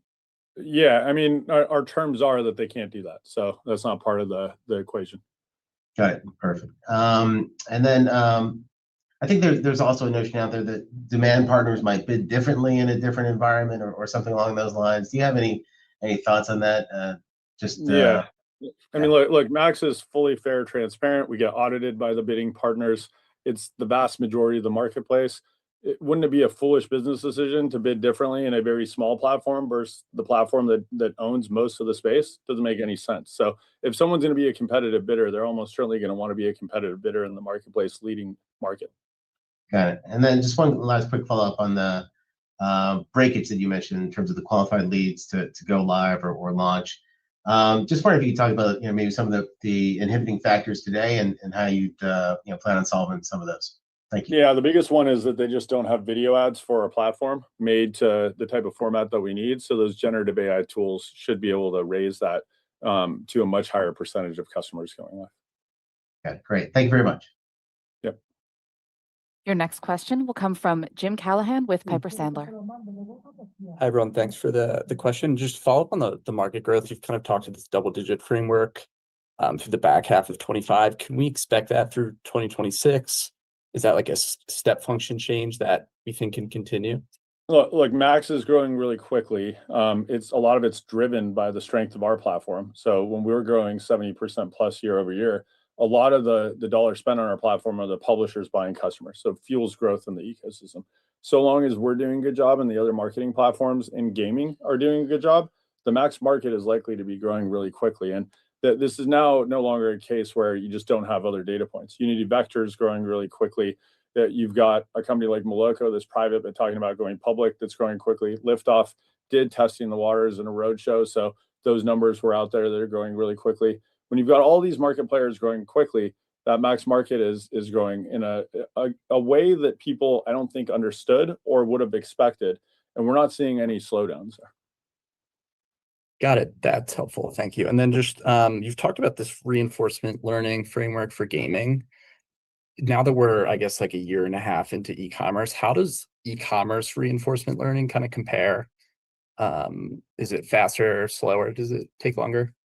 Yeah, I mean, what we've talked about is that the gaming model based on its own results can improve. So it creates its own memories, it gets smarter. The e-commerce model is the same thing, but I do just remind people that we're much earlier in e-commerce. We have very little data in the marketplace. So if you think about transactional volume that we have in gaming, we've got most of the market inside our system. So the model is pretty complete from a data perspective. And then also we've had now, I think it's roughly 3 years to continuously improve that model. And as you've seen, we've continuously improved it many times over the last 12 to 14 quarters. E-commerce is newer. It's starting from an earlier place. We have much less data penetration.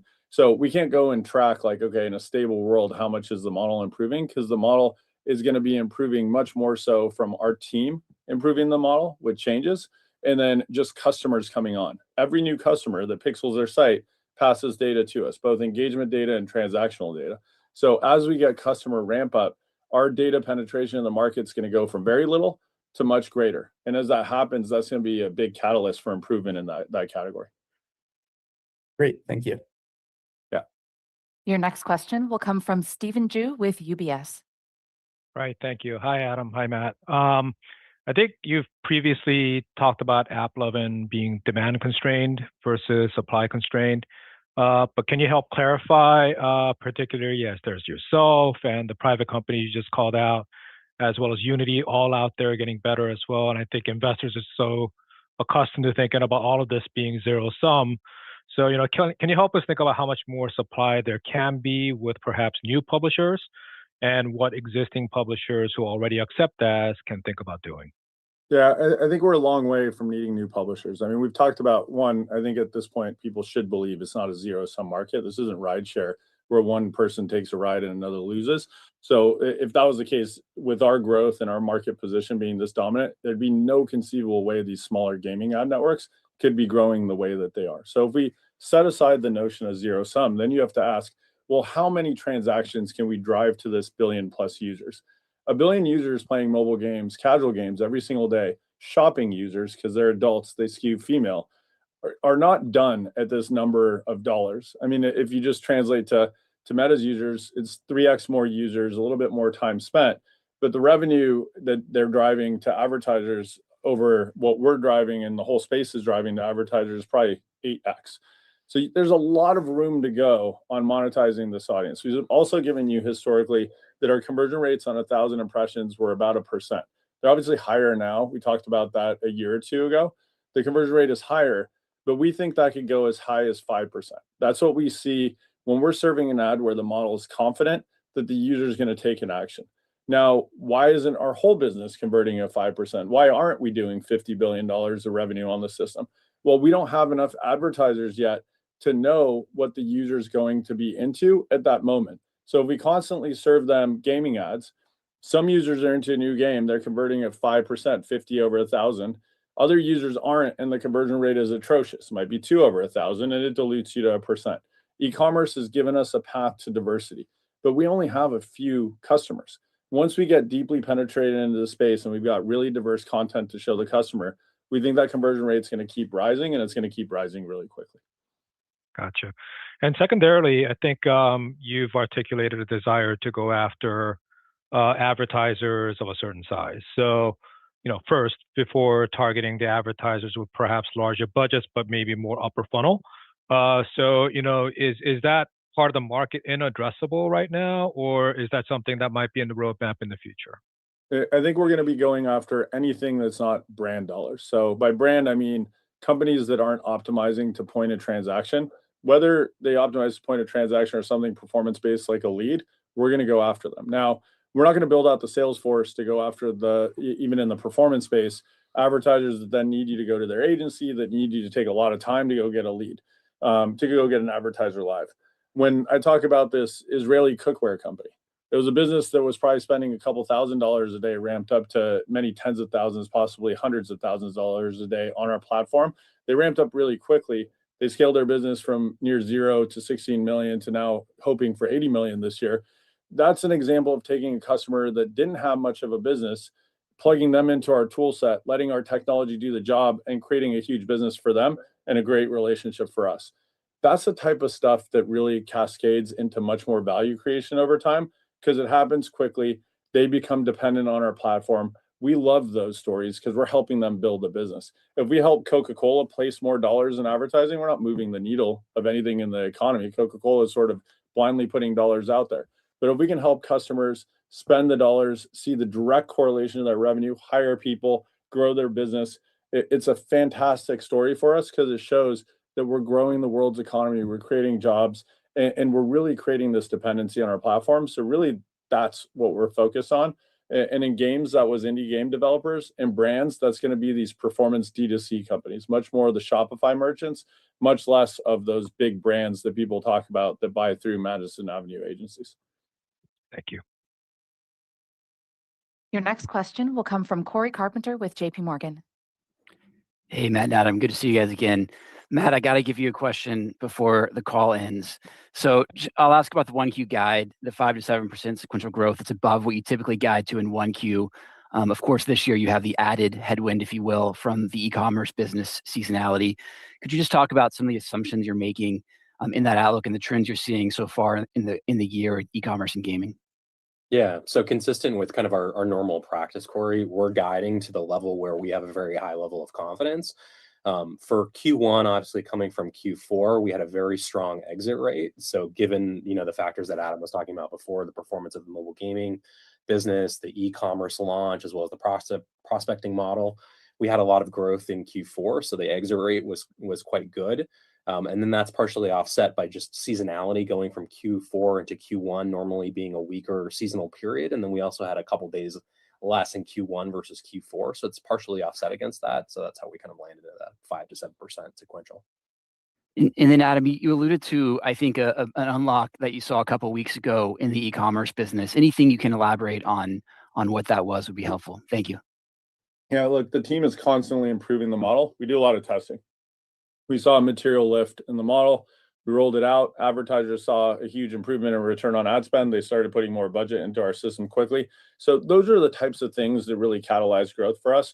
When we talk to advertisers and say, test a product in our system, it's test now, but be patient because understand performance today is not going to be indicative of performance in 6 months. Our system is constantly improving because our team is improving these models. They do internal research. They use external research published in the AI field. these techniques can apply to what we do.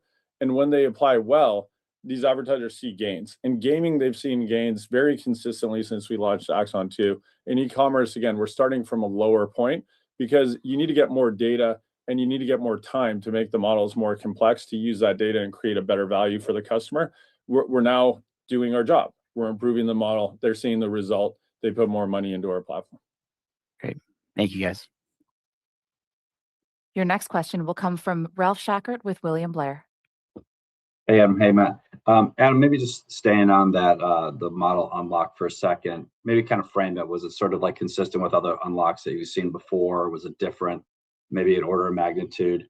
And then I'm not sure if it's for you or Matt, but can you give us a sense, once self-serve rolls out to GA, how meaningful of an impact can this have on the business? Will this be a slow build? Could this be something, that could potentially be additive to second half growth? Just any way you can kind of frame that for me, that'd be great. Thanks.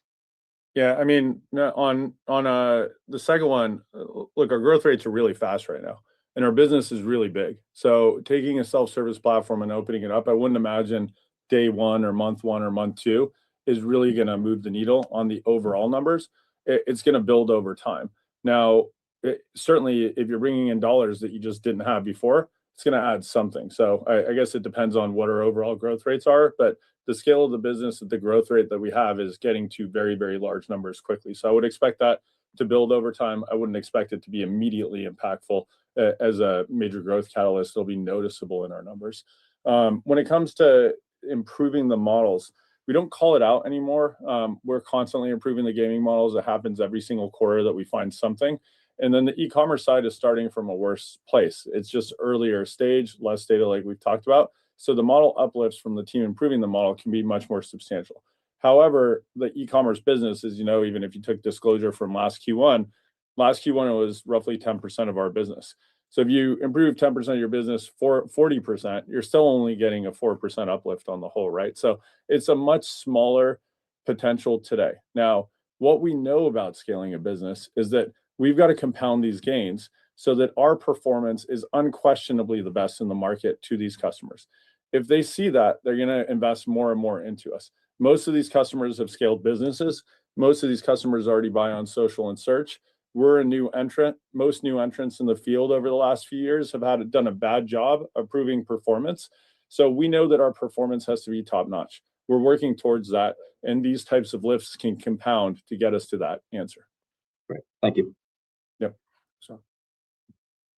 Next, we'll go to Martin Yang with OpCo.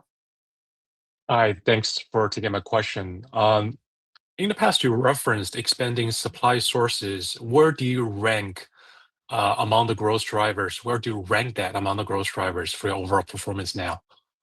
I mean, look, our supply is growing very quickly because Max is growing very quickly, right? So I do fixate people on the marketplace that we have. It's a really large marketplace. If we go get a big publisher tomorrow, it's not going to move the needle in the business because the percentage growth from that publisher to the whole of our market isn't all that much. I mean, you're talking about a marketplace, if you know the scale of our business and the ad dollars that we gave you, and then we're not the whole market, the Max marketplace is well over $10 billion a year. There's not a lot of publishers that could put a dent in those overall numbers. We will eventually go out to new publishers. We get calls all the time. Every publisher wants a monetization platform like ours to help them monetize their business, unless they're Facebook, Google, or Amazon. And so there's a lot of opportunity out there for us to expand supply. But right now we're focused on the demand side because that conversion rate can go up so much more than where it is today. We've got a lot of growth in front of us just by doing the demand generation well and improving our core models. Gotcha. A follow-up on the creative side. Do you view Axon for e-commerce, the creative format and the overall flow with the end cards and internet elements as an area of differentiation? Yeah, I mean, look, our ads force attention. So it's a lot different than ads that people are used to. You'd say the closest to our ads is television because you got a 30-second clip. But as we know, most people are ADD and don't really watch the ad on TV these days. Our ads are over 30 seconds of engagement. The user can't do anything else. They're already on their phone. It's a full screen lockup, and it gives the advertiser somewhere between 30 to 60 seconds plus to engage the consumer with their content. They can't get an experience like that anywhere else. So I'd call like the starting point in our business in terms of ad quality the best that an advertiser can access anywhere in the world. Thank you.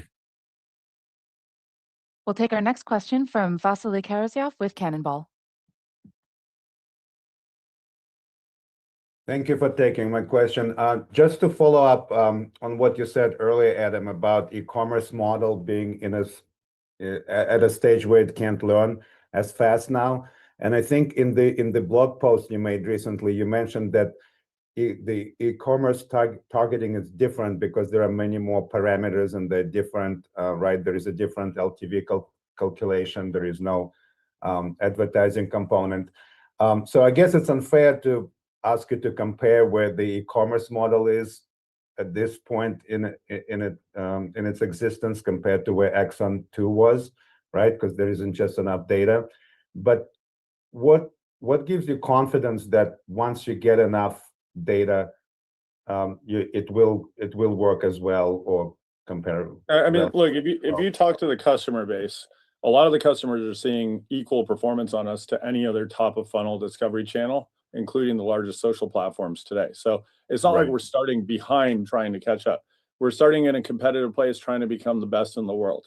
Now, we're starting with very little data penetration. This is an important point. If you think about the gaming model, I made this point earlier, all the transactions in the space, say all the IEP in the space, all the ad impressions in the space, our model sees the vast majority of everything in the world of mobile gaming today. That allows our engineers to take that data and translate it into exceptional predictions on the other side. In e-commerce, we're starting with, I mean, the reports show thousands of sites, right? So we're starting with thousands of sites in a world where we can pixel 10 million plus. We have a long ways to go to get to the same data place in e-commerce as we are in gaming. Now, the good news is these models are exceptionally smart, and our team that's putting them together are exceptionally smart. So we don't need to have 100% market penetration or anything close to gaming to really make an impact. We're already proving it works with very little market data penetration. Once that number starts growing quickly, you're going to start seeing this model just improving itself because it gets more data. And off of that incremental data, the same model is going to make better predictions, both for gaming and non. And that's really going to help catalyze growth in our business as we bring on advertisers. We think about every new advertiser as dollars, but just as importantly, data into the model. So I guess it's more fair to say that what you have now in terms of the e-commerce model is already competitive. It's not like you're behind and need more. For sure, yeah. I mean, like we're not an e-commerce brand, but if you talk to them, if you talk to 10, at least 5 are going to tell you performance on our platform is really good. All right, thank you. That's helpful. Yeah. We'll take our last question from Tim Nollen with SSR. Thanks. Hi, guys. Tail end of the discussion. So just a few tidying up questions, actually. For Adam, first off, we're talking about e-commerce, all this conversation, but there are other sectors beyond e-commerce that you're servicing. Can you just clarify, I guess e-commerce is by far the largest non-gaming sector, but what other sectors are you servicing and how meaningful are they? Yeah, look, the other sectors are still early. We started calling it e-commerce. I call it web advertising now. Anyone with a website with a transactional business model should be able to work on our platform. However, we're much earlier in the model evolution for other businesses outside of e-com. Yep. And then a couple bits for Matt, actually. You've done a great job bringing costs down quite a lot. A lot of that is SBC, I think. You had a slight step up, I guess, sequentially in your R&D number in the cost lines in Q4. I guess the question is, with such a high adjusted EBITDA margin, you seem very confident in maintaining that. What do we need to know in terms of other cost items that could rise? How much could they rise in the coming, several periods, not just Q1? And then last question is regarding cash. You've got now $2.8 billion of cash with $3.5 billion of debt on your balance sheet. Just wondering what your capital structure thoughts and your use of cash priorities would be from here. Yeah, in terms of the margin, I mean, we feel very confident in the margin level that we're at today. The kind of X factors that could potentially change that in the near term or in the short term would be potentially performance marketing that we were talking about before. So it's the extent that we see really great performance, with some of the campaigns that we're running, and we scale those up pretty significantly, we could see kind of a shorter term impact in margin. Obviously, we're going to be doing that in the way that we spend, generally speaking, which is very disciplined, and then obviously looking at the returns. So we'll run return-based campaigns. So we'll get the spend back in a relatively short period of time. Matt, I mentioned 30-day return from those. So, overall, that's why we can, feel so confident in the overall margin level that, it shouldn't change materially from here. And, then in terms of use of cash, obviously, our first priority is spending on the organic growth initiative. So that's ensuring that we're continuing to retain our talent, compensating people very well, hiring, to continue to support our growth initiatives like e-commerce and our engineering team, et cetera. But that really hasn't moved the needle, obviously, in terms of the cash and the cash balance growing. So then it's really, what do we do with the cash after that? And we've been very active, with our repurchase program, and we continue to plan to be. Okay, thanks. I'm right at 60 minutes exactly, so good timing. Thanks. Perfect. Thank you. And that concludes the question and answer session for this quarter. We thank you all for joining us today. Have a good afternoon. Thanks, everyone.